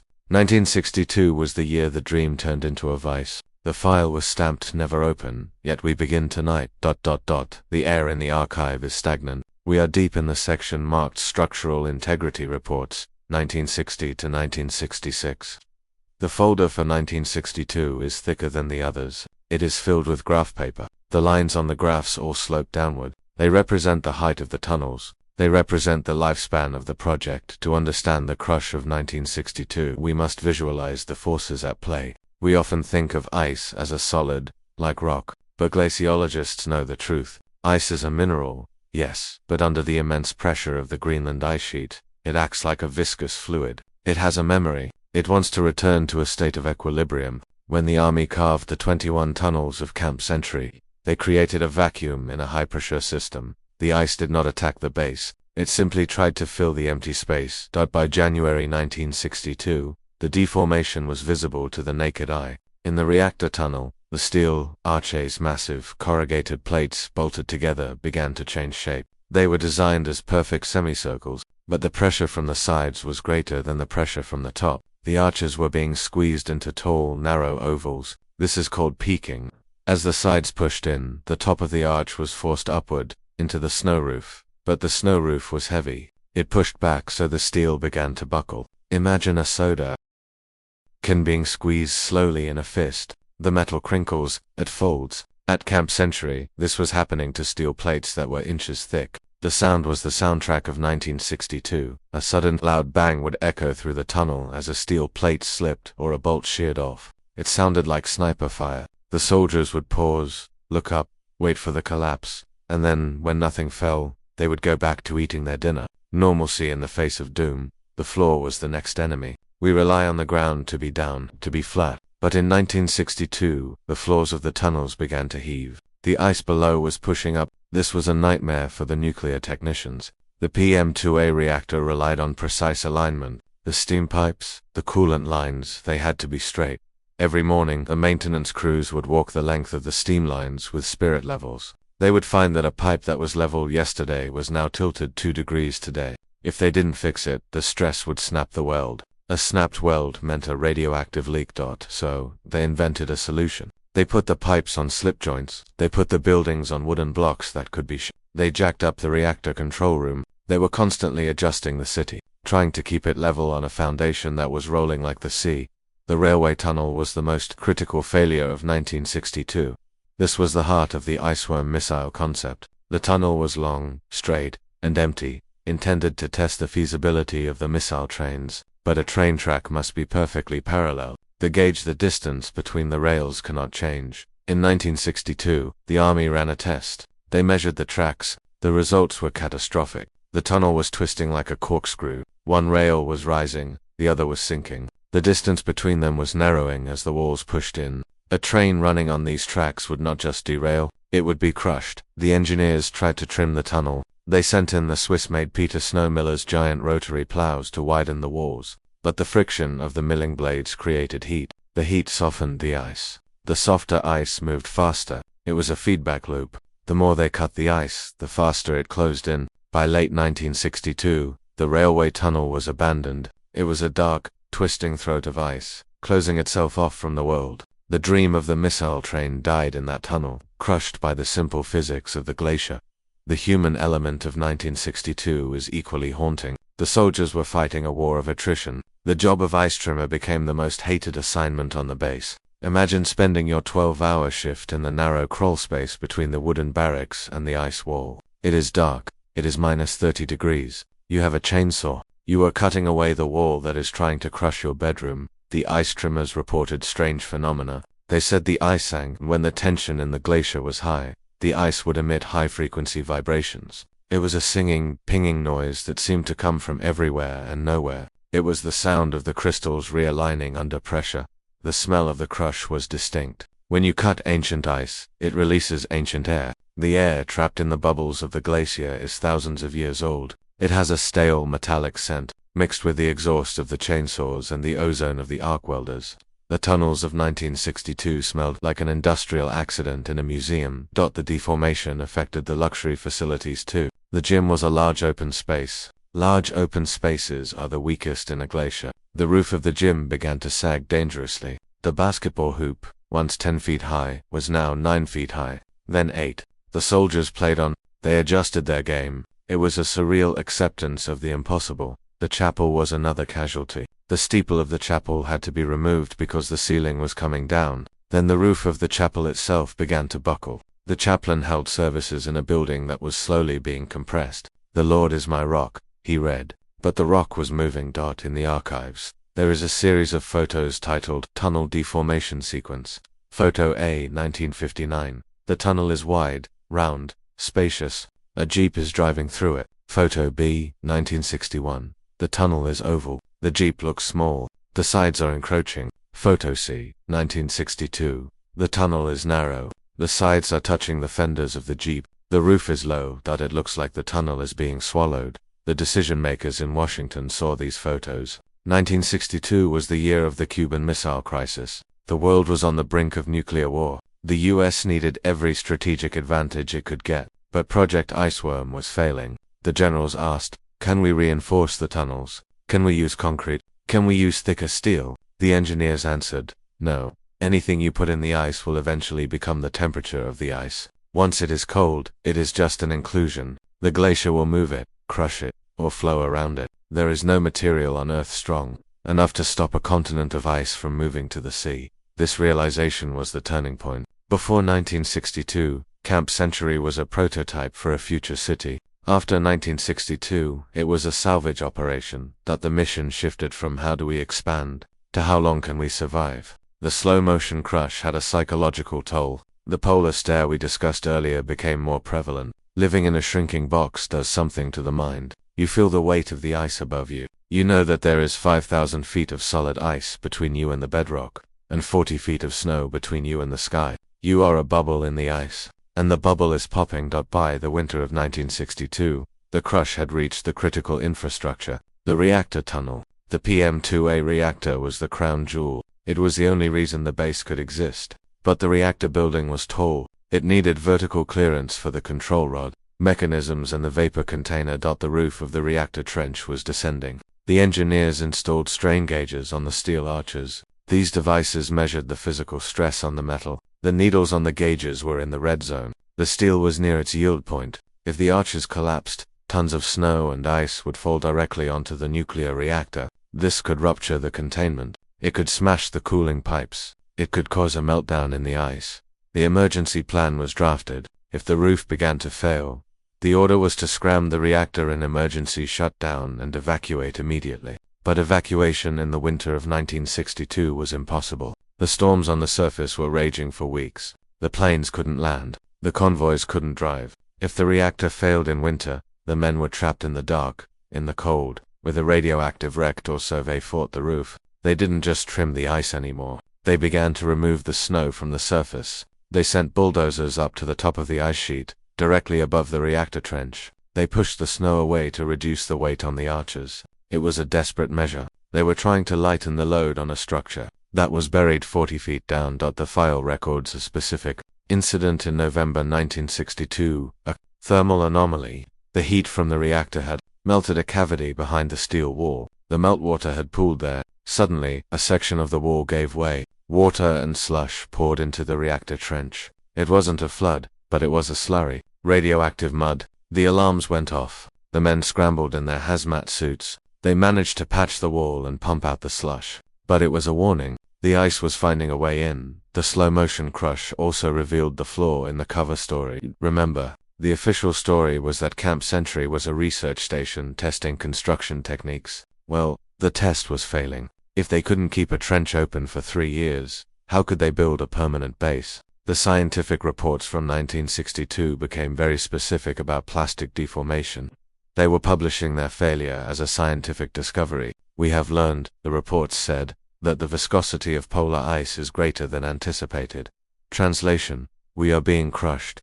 The logistics of supply became a nightmare. The entrance ramps to the base, the portals were large, inclined tunnels where the trucks drove down. These ramps were subject to the most movement because they were near the surface. The ramps twisted. They became too steep. They became too narrow. The heavy swing doors, massive steel blast doors designed to protect the base from nuclear shockwaves. The ice pushed the door frames out of square. A blast door that cannot close is useless. A blast door that cannot open is a tomb. The maintenance crews had to use hydraulic rams to force the doors open to let the supply trucks in. The slow-motion crush of 1962 is a lesson in hubris. The U.S. Army Corps of Engineers was the most capable construction force in the world. They had built dams, bridges, airfields, but they had never built in a material that flows. They imposed straight lines on a curved, moving world. The archive shows their frustration. The memos are angry. They blame the contractors. They blame the steel. But they couldn't blame the ice. The ice was just doing what ice does. As 1962 drew to a close, a new sound was added to the base. The sound of dripping, As the pressure increased, the heat retention increased. The insulation on the buildings was being compressed, making it less effective. More heat leaked out. More ice melted. It began to rain inside the tunnels. A cold, slow, constant rain. It ruined the equipment. It shorted out the radios. It made the floors slick. Camp Century was becoming a wet, cold, shrinking cave. The city under the ice was dissolving. The crush of 1962 was the beginning of the end. But the end did not come quickly. It took 4 more years of struggle, for years of cutting, shoring, and patching. But while the walls were closing in, another threat was growing silently in the dark. The waste. We have mentioned the glacier well, but in 1962, as the base struggled, the protocols for waste disposal became loose. Things were dumped that shouldn't have been dumped. Fluids were poured into the ice that would never freeze. Next, we open the file on the toxic legacy left behind. The chemical inventory of a dying city. The 200,000 liters of diesel. The carcinogenic PCBs, and the ticking time bomb that was left in the ice when the last soldier walked away. There is a specific equation in civil engineering that calculates the load-bearing capacity of a structure. It accounts for gravity, for wind shear, for the weight of the steel itself. But when the U.S. Army Corps of Engineers designed Camp Century, they encountered a variable that defied their math. They called it plastic flow.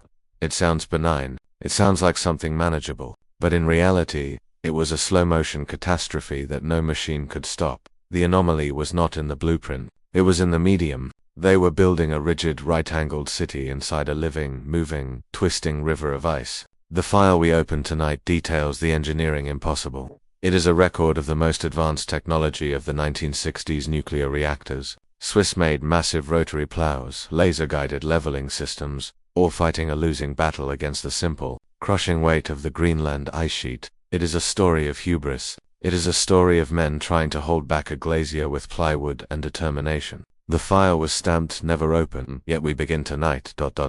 The air in the archive is cool and smells faintly of blueprints, that distinct scent of ammonia and old paper. We are looking at the maintenance and repair logs. 1963, 1965. These are not the glossy promotional brochures shown to the public. These are the frantic, handwritten notes of the engineers who were watching their city dissolve. To understand the impossible engineering task, we must visualize the enemy. The enemy was the viscosity of the ice. Ice at depth behaves like a very thick liquid. Imagine a tunnel dug through a block of cheddar cheese. If you put enough weight on top of that cheese, the hole will eventually close. The sides will bulge in. The roof will dip. At Camp Century, this process was happening 24 hours a day, 7 days a week. The engineers called it closure. The primary defense against closure was the Peter Snow Miller.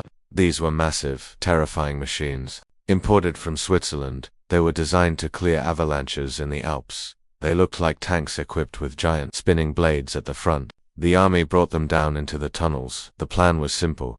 As the walls moved in, the Peter Millers would shave them back. It was a constant grooming process. The machines would roar through the tunnels, their rotary blades screaming as they chewed through the hard, blue ice. They would spray a fountain of ice chips, spoil, into a collector, which would then be hauled to the surface. It sounds logical, but the engineering failed on a thermodynamic level. Friction creates heat. When you run a massive steel blade against hard ice at high RPM, you generate friction. The tunnels were already struggling with heat buildup from the reactor and the buildings. Now, the very machines used to save the tunnels were warming them up. That the engineers found that the more they milled the walls, the softer the ice became. And the softer the ice became, the faster it moved. It was a paradox. By fighting the glacier, they were making it stronger. They were trapped in a loop of diminishing returns. Let us examine the Trench 14 incident. Trench 14 was a storage tunnel. It was not heated. It should have been stable. But the logs show that the floor of Trench 14 began to rise. We usually think of gravity pulling things down. But in the physics of ice, pressure can push things up. The weight of the ice pillars on either side of the trench squeezed the floor upward. The tracks for the transport vehicles were in Trench 14. One morning, a driver went to move a forklift. He found that the vehicle was tilted at a 15-degree angle. The floor had heaved overnight. The engineers tried to flatten it. They brought in jackhammers, but the ice fought back. The vibrations from the jackhammers caused micro-cracks in the tunnel roof. Snow began to sift down like flour. The structural integrity of the arch was compromised by the attempt to fix the floor. The sheer weight of the snow roof was another engineering nightmare. The cut-and-cover method used to build the base relied on corrugated steel arches to hold up the roof. These arches were covered with snow, which hardened into a roof slab. But it snows in Greenland a lot. Every year, another 4 to 5 feet of fresh snow fell on the surface. This added millions of tons of weight to the roof. The steel arches were rated for a specific load. By 1963, that load had been exceeded. The engineers watched with horror as the circular arches began to deform. They turned into heart shapes. The top center point was pushed down, while the shoulders of the arch bulged out. This deformation transferred the load directly onto the wooden buildings inside the tunnels.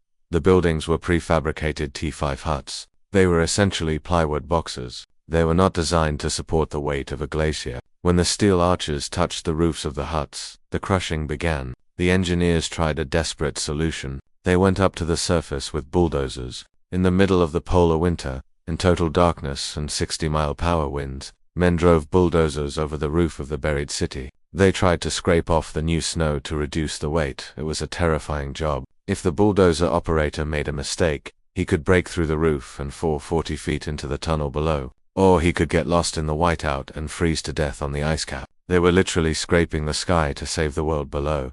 The flexible infrastructure was another failed experiment. Realizing that the base was moving, the engineers tried to make the city flexible. They installed telescoping pipes.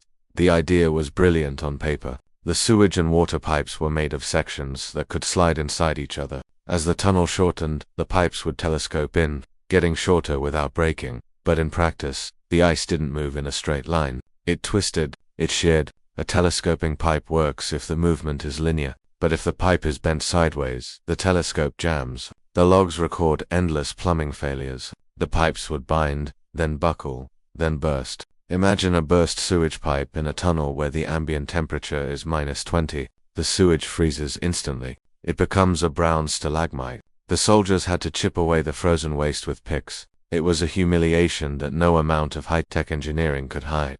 The reactor building presented the ultimate engineering challenge. The PM2A reactor was housed in a large, vertical standpipe. The containment vessel was tall. The clearance between the top of the reactor vessel and the steel roof arch was only a few feet. As the roof descended, that clearance vanished. The engineers had to lower the floor. Think about that. They couldn't raise the roof, so they had to dig out the floor from under the nuclear reactor. They used hydraulic jacks to lift the massive, radioactive machine. Then they dug out the ice underneath it. Then they lowered the reactor down. They had to do this while the reactor was hot, or at least while the cooling systems were active. It was like performing open-heart surgery on a patient who was slowly being crushed in a vice. The precision required was millimeters. If they lowered it unevenly, the control rods would jam. The log from August 1963 states, reactor settlement adjustment complete, clearance gained, 6 inches, EST, time until next adjustment, 4 months. They were buying time in inches. The engineering battle extended to the very air they breathed. Ventilation is the lungs of any underground city. At Camp Sentry, it was a complex system of ducts and fans designed to bring fresh air down and push stale air out. But the ducts were made of sheet metal. As the tunnels deformed, the ducts were crushed flat. A round air duct became a slit. The airflow dropped. The carbon dioxide levels in the barracks rose. The smell of diesel and unwashed bodies became stronger. The engineers tried to use flexible canvas ducts. These looked like giant vacuum cleaner hoses. They could bend and twist, but the moisture in the air froze inside the canvas. The ducts became heavy with ice. They sagged and tore. The maintenance crews spent hours beating the ice out of the ventilation shafts with baseball bats. It was low-tech warfare against high-tech problems. The heat sink problem was the most insidious. The engineers had assumed that the vast Greenland ice sheet would act as an infinite heat sink, that it would absorb all the waste heat from the base without melting. They were wrong.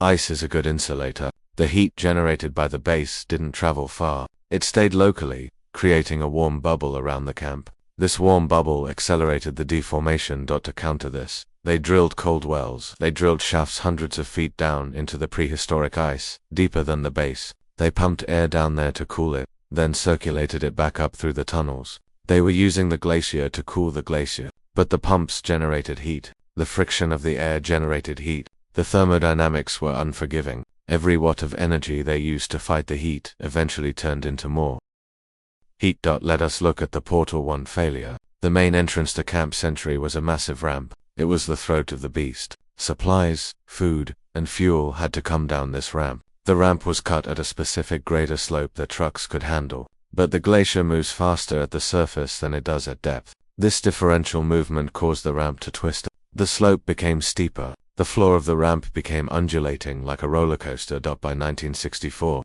trucks could no longer drive down the ramp safely. They had to winch them down. A convoy would arrive on the surface. The soldiers would hook a steel cable to the truck. A winch engine would lower the truck slowly into the dark, creaking tunnel. If the cable snapped, the truck would careen down into the base, smashing into the main blast doors.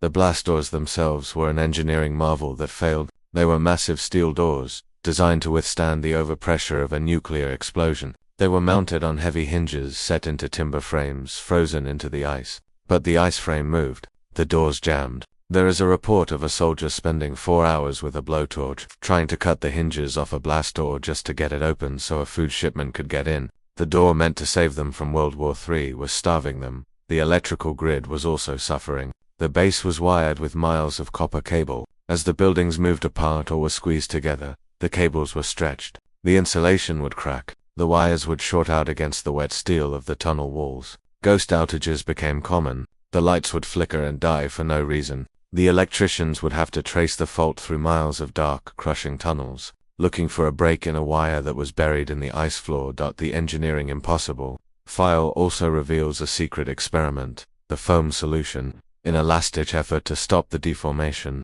the army experimented with spraying a rigid polyurethane foam on the tunnel walls. The idea was that the foam would insulate the ice and provide structural strength. They sprayed a section of the tunnel. The foam hardened into a yellow plastic shell. For a few weeks it looked promising, but the ice behind the foam continued to move. The foam cracked. Huge shards of rigid plastic, sharp as glass, began to flake off the walls. The chemical reaction of the foam curing also generated heat. The section they sprayed actually deformed faster than the unsprayed sections. The experiment was abandoned. The yellow scars of the foam remained on the walls, a testament to the failure.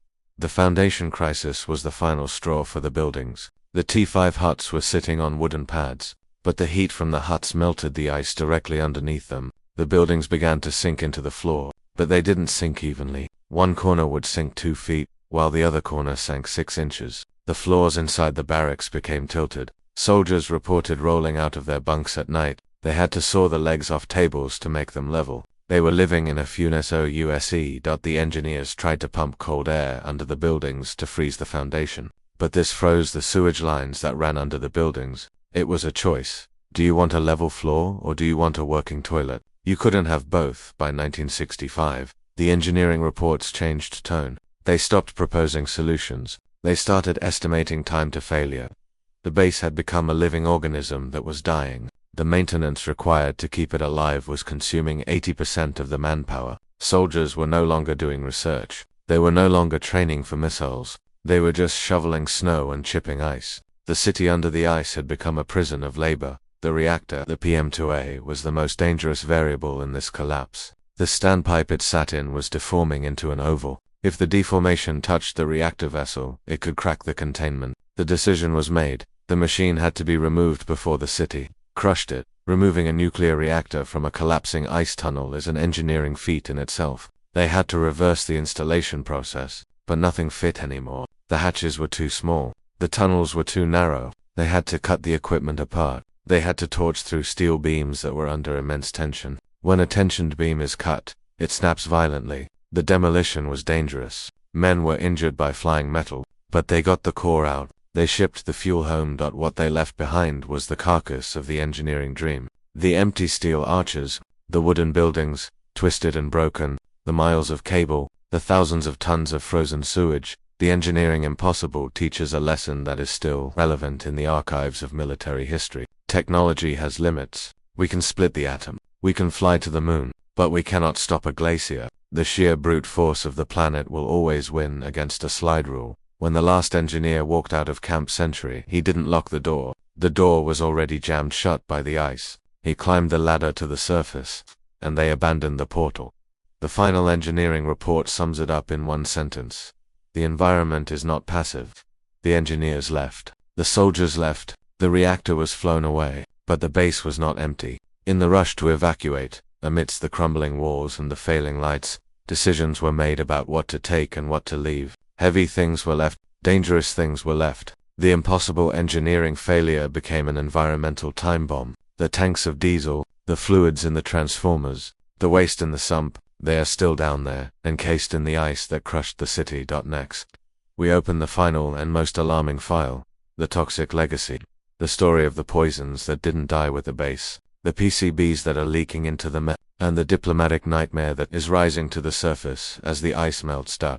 There is a specific silence that follows the death of a machine. For 6 years, the tunnels of Camp Century had vibrated with the pulse of the PM to a nuclear reactor. It was a heartbeat that never stopped. It was the sound of life, of heat, of American defiance against the Arctic. But in July 1966, the order was given to stop the heart.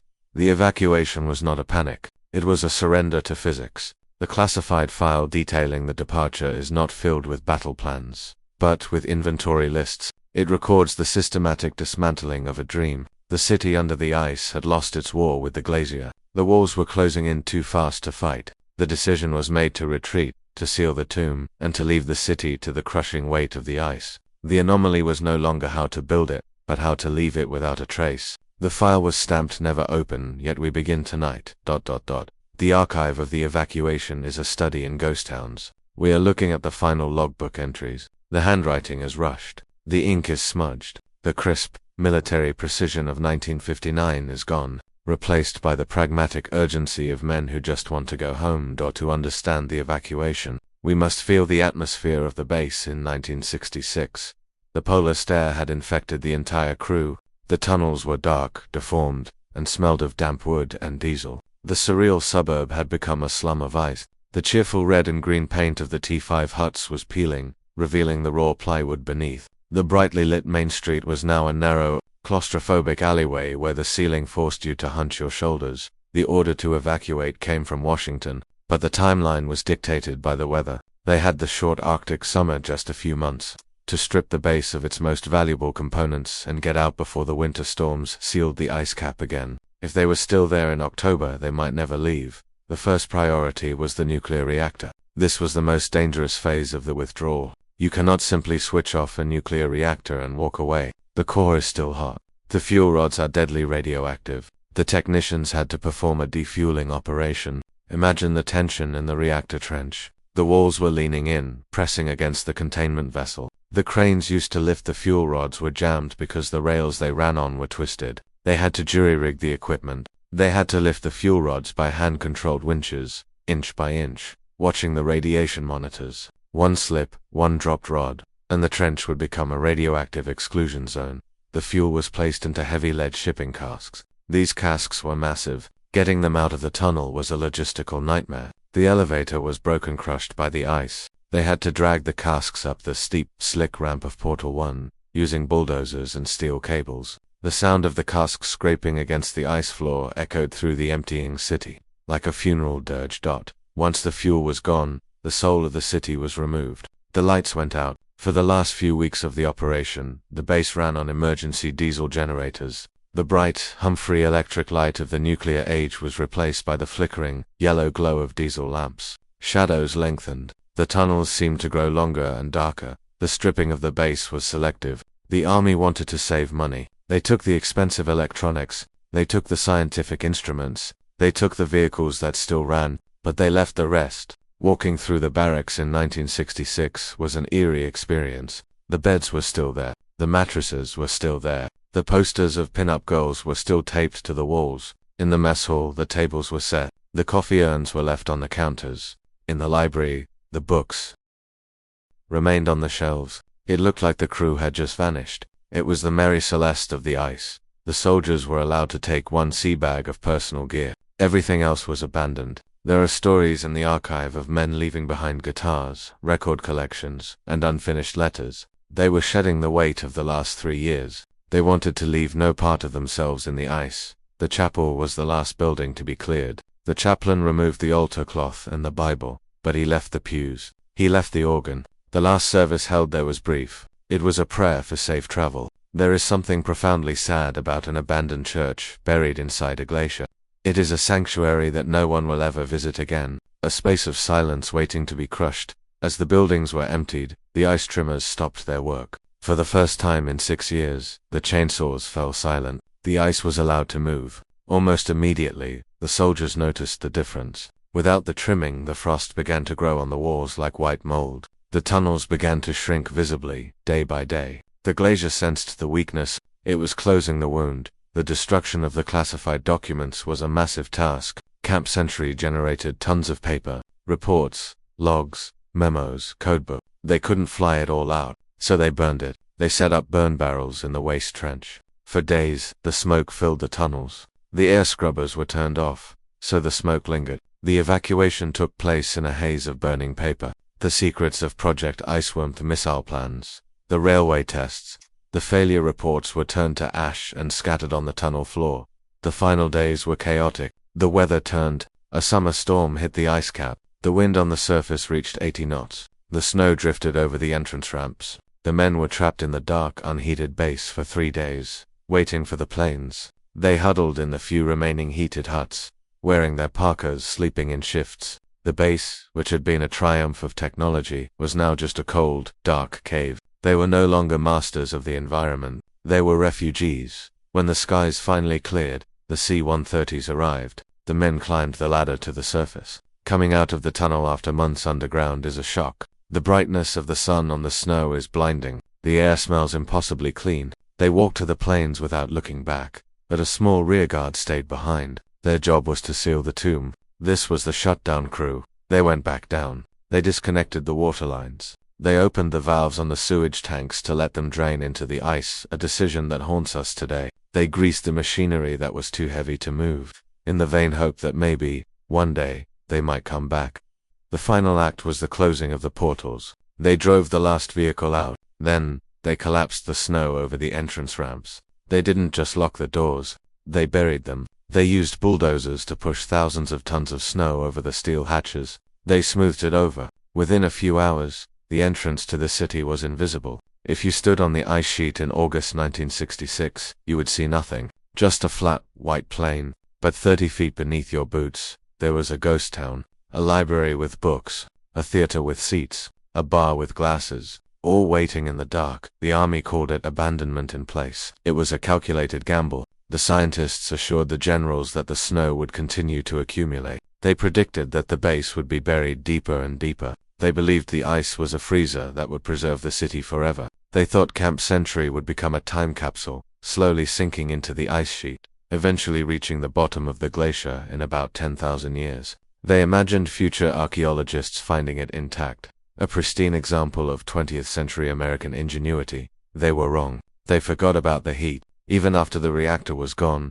the base was still warm relative to the ice. The friction of the crushing walls generated heat. The biological decay of the waste generated heat. The city didn't just freeze. It rotted. The evacuation file contains a list of items abandoned. It is a mundane and terrifying list. Items: 500 bundles of clothing, 200 chairs, .50 desks, 12 vehicles, engines seized, 4,000 gallons of cooking oil, and the tanks, the fuel tanks. This is the secret that was left in the dark. The evacuation was rushed. They didn't have time to pump out all the diesel fuel. The bladder tank's massive rubber bags filled with Arctic diesel were left full or partially full. They were left in tunnels that were rapidly collapsing. The engineers knew that eventually, the roof would come down and burst those tanks. But in 1966, environmental protection was not a priority. The priority was getting the men out. So they left the poison there, ticking.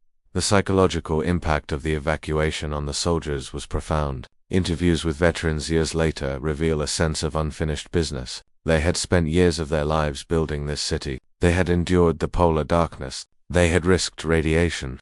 And for what? To bury it. It felt like a defeat. When they flew away, looking out the window of the C-130, they saw the vapor vent of the reactor trench, the only landmark, slowly disappear into the white horizon. Camp Century was gone, but the story of the evacuation didn't end in 1966. The file shows that the army kept the base technically active on the books for a few more years. They sent small expeditions back in 1967 and 1969 to check on it. These reports are the stuff of nightmares. The 1969 scouting party had to dig their way down to the portal. When they broke through the snow and entered the tunnels, they found a house of horrors. The crush was advanced. The tunnels were half their original height. The steel arches were twisted into jagged sculptures. The wooden buildings were shattered. The plywood had splintered under the pressure, but the most disturbing thing was the ice itself. It had grown through the buildings. Great pillars of ice had extruded through the windows and doors. The library was filled with ice. The books were frozen into a solid block.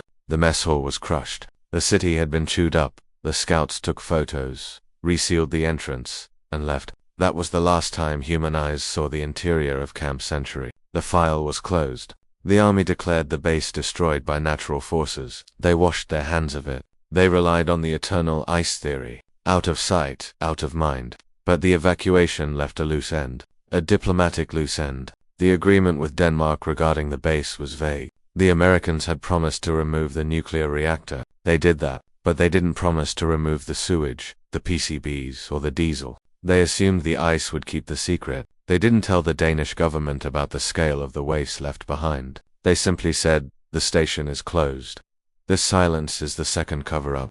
The first cover-up was the missiles. The second cover-up was the mess. For 50 years, the evacuation was viewed as a success. No one died. The reactor was recovered, but the true cost of the evacuation is only now becoming clear. Because the ice is not eternal. The climate is changing. The freezer is turning into a faucet.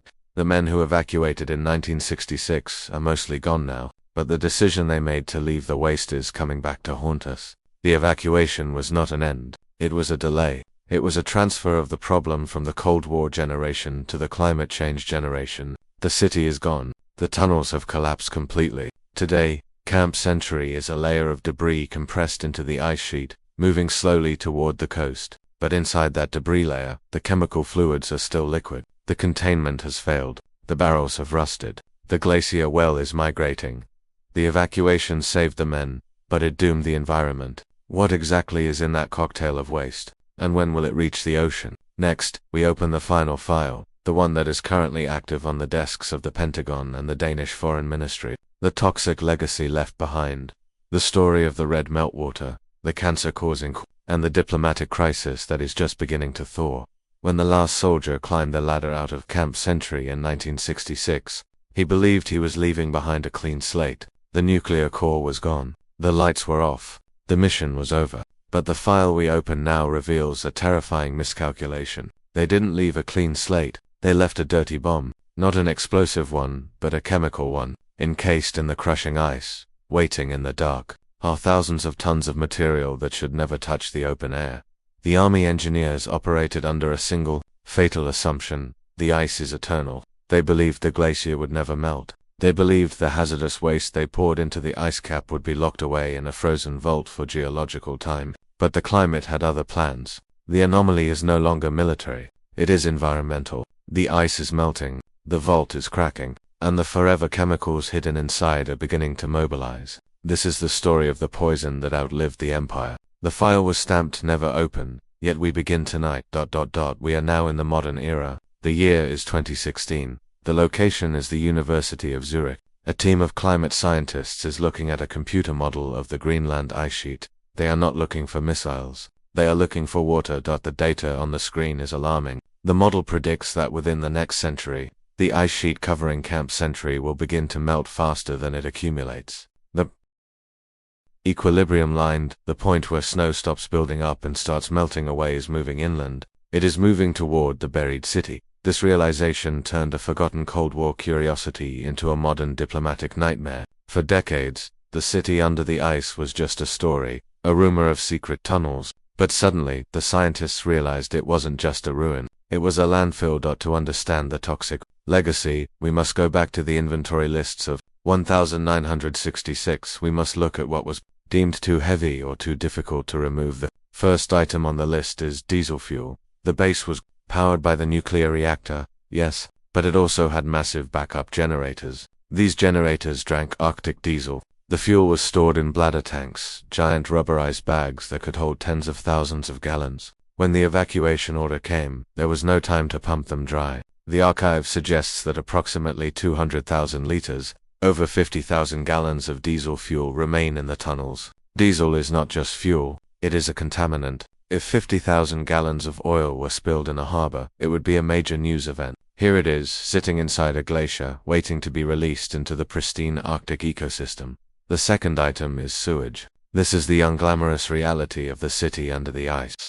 For 6 years, hundreds of men lived, ate, and washed in the base. Where did the waste go? It went into the sump. The sump was not a tank. It was an unlined hole in the ice. The army pumped millions of liters of grey water, shower water, kitchen water, human waste, directly into the glacier. They assumed it would freeze and stay put. But sewage contains bacteria. It contains nutrients. It changes the chemistry of the ice. And now, that frozen column of waste is slowly warming up. But the most dangerous legacy is invisible. It is the PCBs, polychlorinated bi. In the 1960s, PCBs were a miracle chemical. They were used in paint, in hydraulic fluid, in electrical insulation. They were heat-resistant and stable. The army used them everywhere at Camp Century. The paint on the T5 huts was loaded with PCBs to prevent fires. The electrical transformers were filled with PCB oil. We now know that PCBs are one of the most toxic substances ever created. They are carcinogens. They do not break down in nature.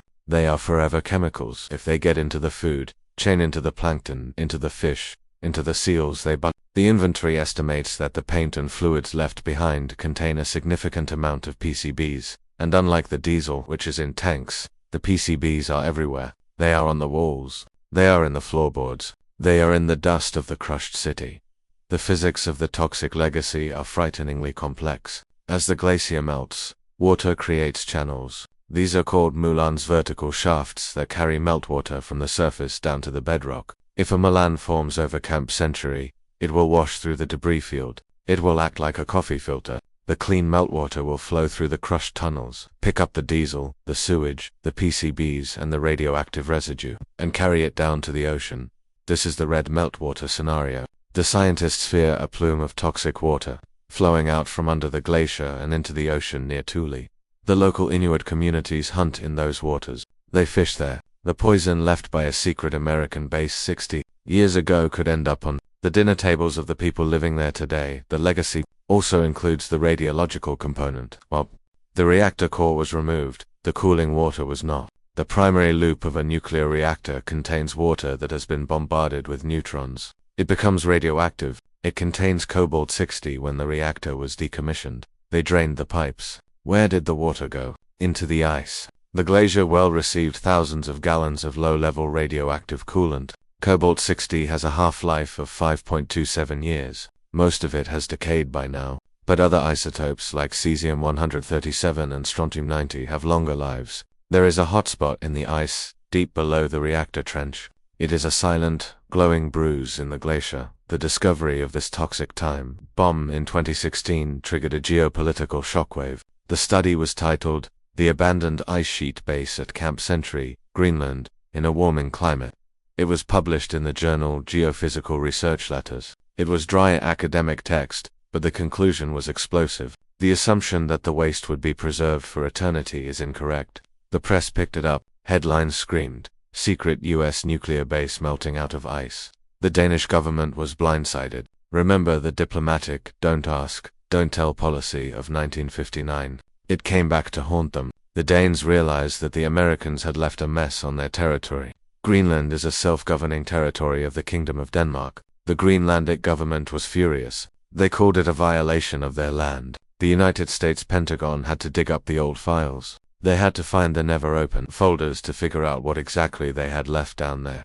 The toxic legacy is not just about chemicals. It is about responsibility. Who owns the trash? Under international law, the polluter pays. But the agreement for Camp Century was a Cold War treaty, written in a time of emergency. It didn't mention environmental cleanup. The US position was that the base was the property of Denmark once it was abandoned. The Danish position was that they didn't know about the toxins, so they couldn't have accepted them. Greenland's position was, you both made this mess, you fix it. This diplomatic standoff adds a layer of tension to the melting ice. While the diplomats argue in Copenhagen and Washington, the sun continues to beat down on the Greenland ice sheet.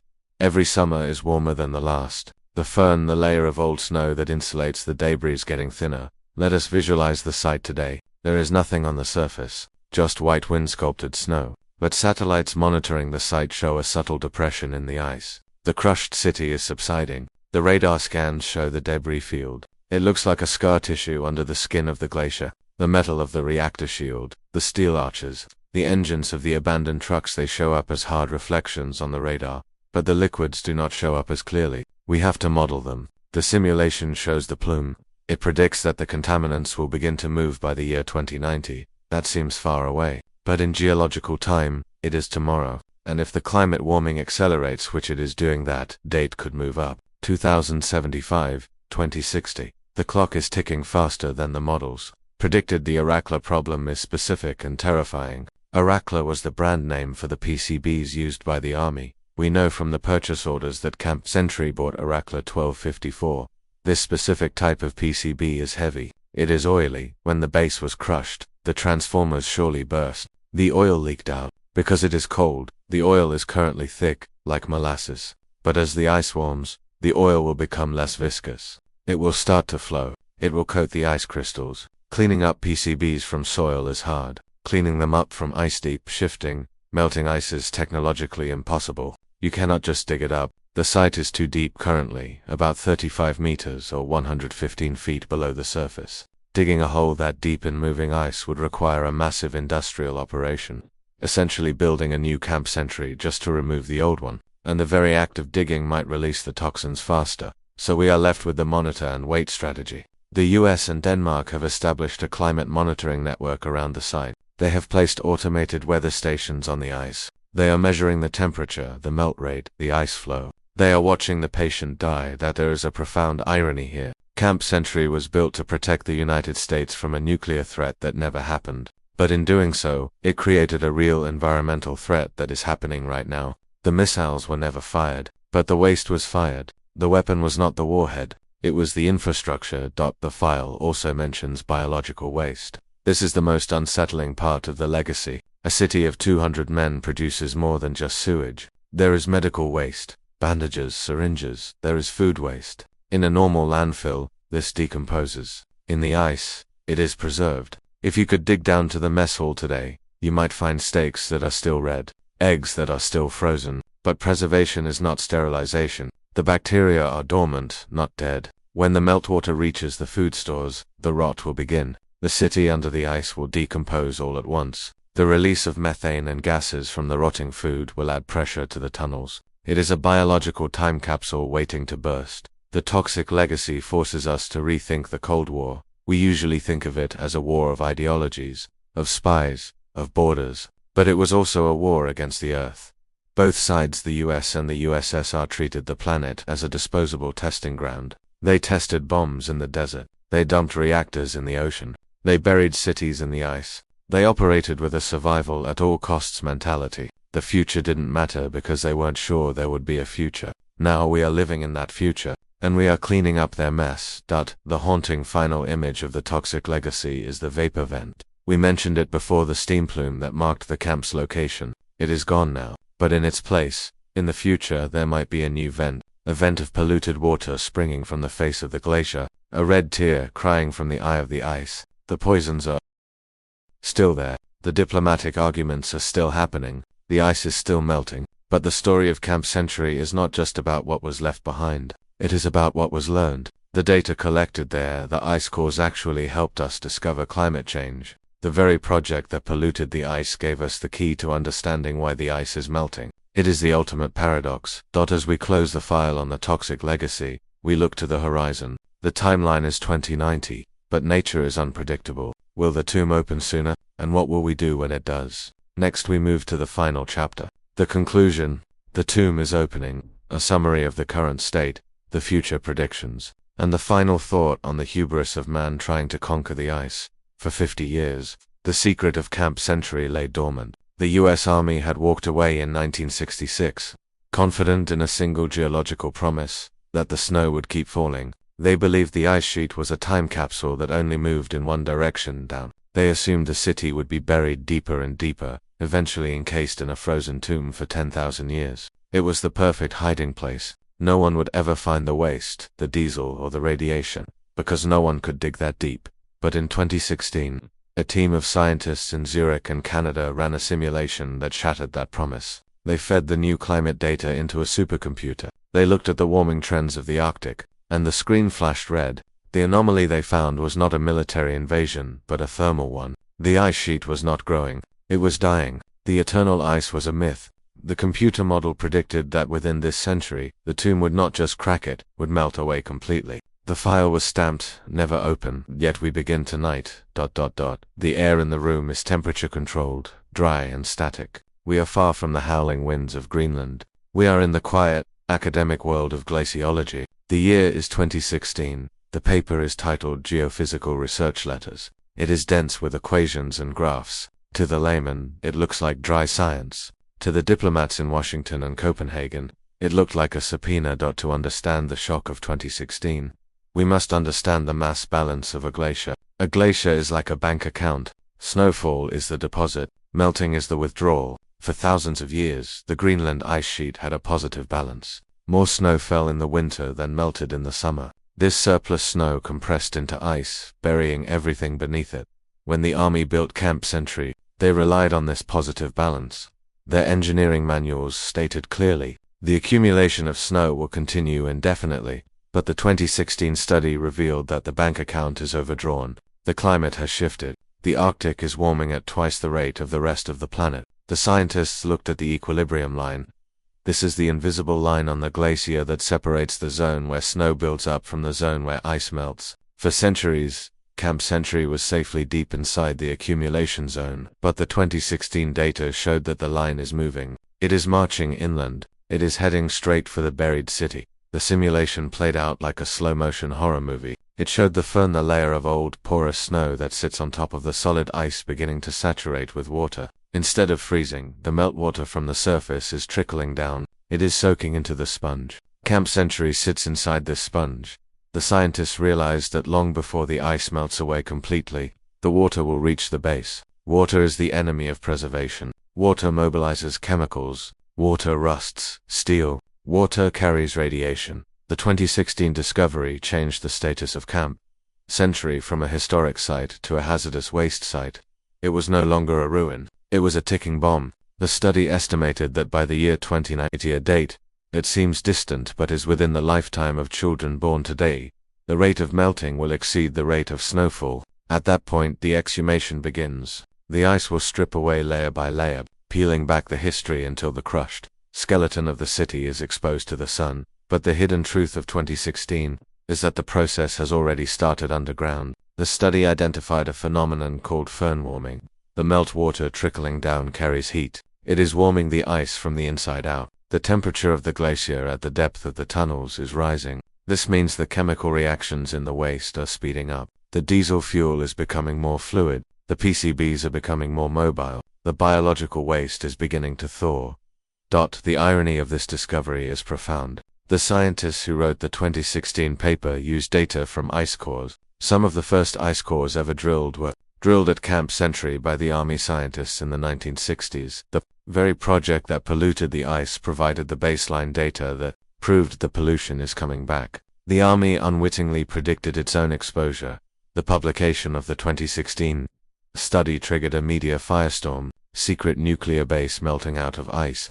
The headlines were sensational, but the reality was more complex and more bureaucratic. The Pentagon was caught off guard. They had to dig into their archives. They had to find the Project Iceworm files that had been declassified in the 1990s, but largely ignored. They had to answer the question, what exactly did we leave down there? The inventory was reconstructed. The toxic legacy we spoke of, the diesel, the PCBs, the sewage became a diplomatic weapon. Greenland, now a self-governing territory, demanded answers. Who is going to clean this up? The cost of cleaning up a toxic site inside a melting glacier is astronomical. It would involve building a massive infrastructure on the ice, melting millions of tons of ice, filtering the water, and shipping the hazardous sludge away. Estimates ran into the hundreds of millions of dollars, but the 2016 study also highlighted a physical problem. You cannot clean it up yet. The base is still buried too deep. It is currently about 35 meters, 115 feet below the surface.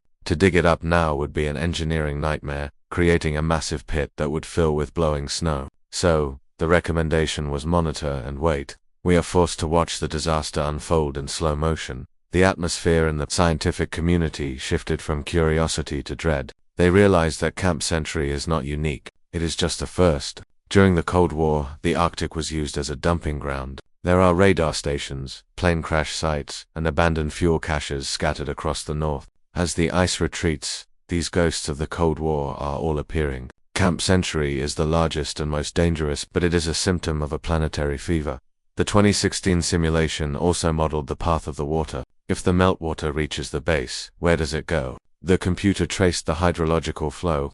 It showed a red line extending from the base, flowing under the ice, and emerging at the coast near Thule. Thule is an ecosystem rich in wildlife. It is a hunting ground for the Inuit. The computer predicted that the PCB ester cancer-causing chemicals would flow directly into the marine food web, from the ice, to the water, to the plankton, to the fish, to the seal, to the human. The circle of poison. The 2016 report forced a change in how we visualize the Greenland ice sheet. We used to think of it as a white shield. Now, we see it as a melting reservoir. The Fern aquifer concept became central to the discussion. Scientists found that in some parts of Greenland, there are vast lakes of liquid water trapped inside the snow, persisting even through the winter. If one of these aquifers forms over Camp Century, the destruction of the base will not be slow. It will be sudden, a rapid release event. Imagine a lake of water suddenly draining into the crushed tunnels. It would flush the waste out in a catastrophic pulse. The 2016 study also brought the human element back into focus. The veterans of Camp Century, now old men, were interviewed. They watched the news with disbelief. They had been told they were building for the future. They had been told the snow would hide their work forever. Now, they realized that their legacy was not the engineering marvel they built, but the mess they left behind. One veteran said, "We thought we were conquering the ice. It turns out the ice was just waiting." The climate shift described in 2016 is accelerating. Every year since the study was published, the melt records have been broken. 2019 saw massive melting. 2023 saw even more. The timeline of 2090 is likely too optimistic. The tomb is opening faster than the models predicted. The visual evidence is subtle but real. Recent satellite radar scans of the site show the surface depression deepening. The snow above the city is sagging. This indicates that the debris below is settling, or perhaps that the heat from the rotting waste is creating a void. The city is shifting in its sleep. The 2016 moment was the turning point where history collided with geology. It was the moment we realized that we cannot bury our mistakes. The Earth has a mechanism for returning them to us. The ice sheet is melting. Subtitle is not just a statement of fact. It is a judgment. It is the planet rejecting the foreign object. The political fallout continues today. The US and Denmark established a Camp Century climate monitoring program. They placed sensors on the ice. These sensors are the modern guardians of the tomb. They transmit data via satellite, temperature, wind speed, ice velocity. Every packet of data confirms the 2016 prediction. The heat is coming. The warning of 2016 was clear. The science is settled. The ice is leaving. But what happens when the ice is finally gone? What does the final revelation look like? When the sun hits the twisted steel of the reactor trench for the first time in a century, what will be released into the air? We are approaching the end of the file. The inevitable conclusion. The story of Camp Century began with a plan to hide weapons. It ends with the weaponization of the landscape itself. Next, we open the final entry. The prediction for the future. The tomb is opening. The final loops are closing. The red meltwater is rising. We have reached the end of the file, but we have not reached the end of the story. The story of Camp Century does not end with a period. It ends with a question mark carved into the ice. The classified dream of the 1960s, the city of missiles, the nuclear heart, the suburb beneath the snows, currently being exhumed by the planet itself. The anomaly is no longer hidden in a government archive. It is visible from orbit. The ice sheet, once the guardian of the secret, has become the whistleblower. The tomb is opening. It is not happening with an explosion, but with the quiet, relentless persistence of rising temperatures. The layers of snow that were supposed to seal the city forever are being stripped away, year after year. The shield is failing, and soon, the wreckage of human hubris will be laid bare under the Arctic sun. The diesel, the radiation, the sewage, and the shattered dreams of the Cold War are rising to the surface to meet us. The file was stamped never open, yet tonight we stand at the edge of the meltwater lake, watching the past emerge. The air in the archive room is heavy now. The box labeled Project Iceworm is empty. We have read the papers. We have seen the blueprints. We have traced the tragedy from the first shovel in 1959 to the last helicopter in 1966. Now we must close the box and look at the screen. We must look at the satellite feed of Greenland today. The image is white, but if you look closely at the coordinates 77 degrees north, 61 degrees west, you can see the shadow. It is a ghost image. The ice is sagging. The city is shifting. To understand the opening of the tomb, we must visualize the physics of the melt. It is a slow-motion reveal. Imagine a city buried in sand, and the wind is blowing the sand away. That is what is happening to the snow. The firn, the compacted snow that covers the glaciers, losing its ability to hold water. It is becoming saturated. When the saturation point is reached, the water will run off. It will carve channels. It will cut deep canyons into the surface of the ice sheet. Eventually, one of these canyons will cut directly across the footprint of Camp Century. The first thing to emerge will likely be the towers, the communications masts, the meteorological towers, the tops of the ventilation stacks. They will poke through the melting snow like the masts of a shipwreck appearing at low tide. They will be rusted, twisted by the ice flow, monuments to a forgotten age. Then, the roof will be breached. The sunlight will enter the trenches for the first time in a century. It will illuminate the crushed remains of the T5 huts. It will shine on the broken glass of the library windows. It will reflect off the pools of oily water where the diesel tanks have burst. The exposure will not be clean. It will be a slurry, a chaotic mix of ice, water, wood, steel, and sludge. The red meltwater predicted by the scientists will begin to flow. This water will carry the chemical signature of the 1960s. It will taste of It will taste of lead. It will taste of cesium. This is the day zero scenario. The day the tomb opens is the day the diplomatic crisis goes from theoretical to physical. Currently, the US and Denmark are arguing over paper. On day zero, they will have to argue over toxic slush. Who will send the ships? Who will send the helicopters? Who will put on the hazmat suits and walk into the melting ruin to clean it up? The logistics of the cleanup are terrifying. To clean up Camp Century, you would essentially have to excavate a toxic landfill in the middle of a moving glacier. You would have to pump millions of gallons of water. You would have to separate the radioactive isotopes from the chemical toxins. You would have to do this in a place where the weather can kill you in minutes. And you would have to do it while the ground beneath your feet is melting and sliding toward the ocean. That it is possible that we will never clean it up. It is possible that the cost will be too high, the danger too great. We might just watch it flow. We might watch the city under the ice dissolve into the North Atlantic, becoming a permanent part of the ocean's chemical burden. The opening of the tomb forces us to confront the philosophy of the Cold War. The men who built Camp Century were not evil. They were brilliant. They were patriotic. They believed they were saving the world from Soviet aggression. They believed that survival meant building more weapons, digging deeper holes, controlling more nature. They operated on a timescale of election cycles and 5-year plans. They did not think in geological time, but the Earth operates on geological time. The Earth does not care about the Soviet Union or the United States. The Earth cares about carbon. It cares about heat. It cares about physics. The glacier is an impartial judge. It crushed the nuclear city because the city was incompatible with the flow of the ice. Now it is revealing the waste because the waste is incompatible with the chemistry of the water. The tomb is a mirror. When we look into the melting ice, we see ourselves. We see our obsession with technology. We see our disregard for the future. We see the assumption that we can throw things away. Camp Century proves there is no away. There is only here. The waste we buried 60 years ago is still here. It is just coming back around in the cycle. The biological metaphor is potent. The glacier is like a body rejecting a splinter. Camp Century is a foreign object, a shard of steel and poison stuck in the flesh of the ice sheet. For decades, the body tried to encapsulate it, to wall it off with ice. But now, the body is feverish. The ice is melting, and the splinter is being pushed out. We must also consider the archaeology of the future.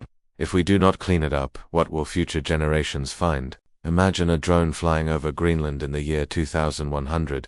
The ice sheet is largely gone from the coast. In a valley of bare rock and slush, the drone spots a twisted mass of metal. It zooms in. It sees a rusted reactor vessel. It sees a crushed jukebox. It sees a skeleton of a prefabricated hut. It sees the remains of a civilization that thought it could conquer the elements. It will be a monument to the atomic age, preserved in its moment of failure. The file is almost closed. But before we turn off the recording, we must acknowledge the men, the Icemen. Most of them are gone now, but their voices remain in the archive. They were young. They were adventurous. They signed up to see the frontier. They didn't know they were building a tomb. In their letters, they often spoke of the silence of the ice. They spoke of the beauty of the aurora borealis dancing over the radar domes. They spoke of the camaraderie of living in a bubble. They were innocent of the long-term consequences. They were just doing their job, but their job left a scar. The story of Camp Century is a tragedy in 3 acts. Act 1, the hubris, the belief that we can build a nuclear city in the ice.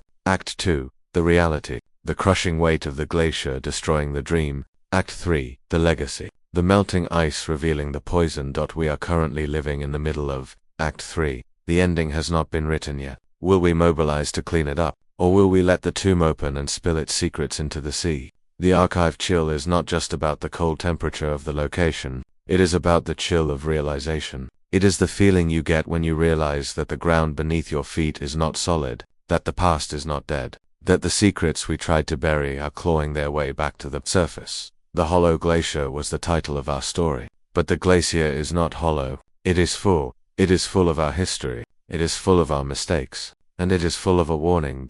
As you drift off to sleep tonight, visualize the ice sheet, vast, white, silent. Picture the moon shining on the snow. And picture, deep beneath the surface, the twisted steel skeleton of Camp Century. It is waiting. It is listening to the drip, drip, drip of the meltwater. It is patient. The ice held it for 60 years. But the ice is letting go.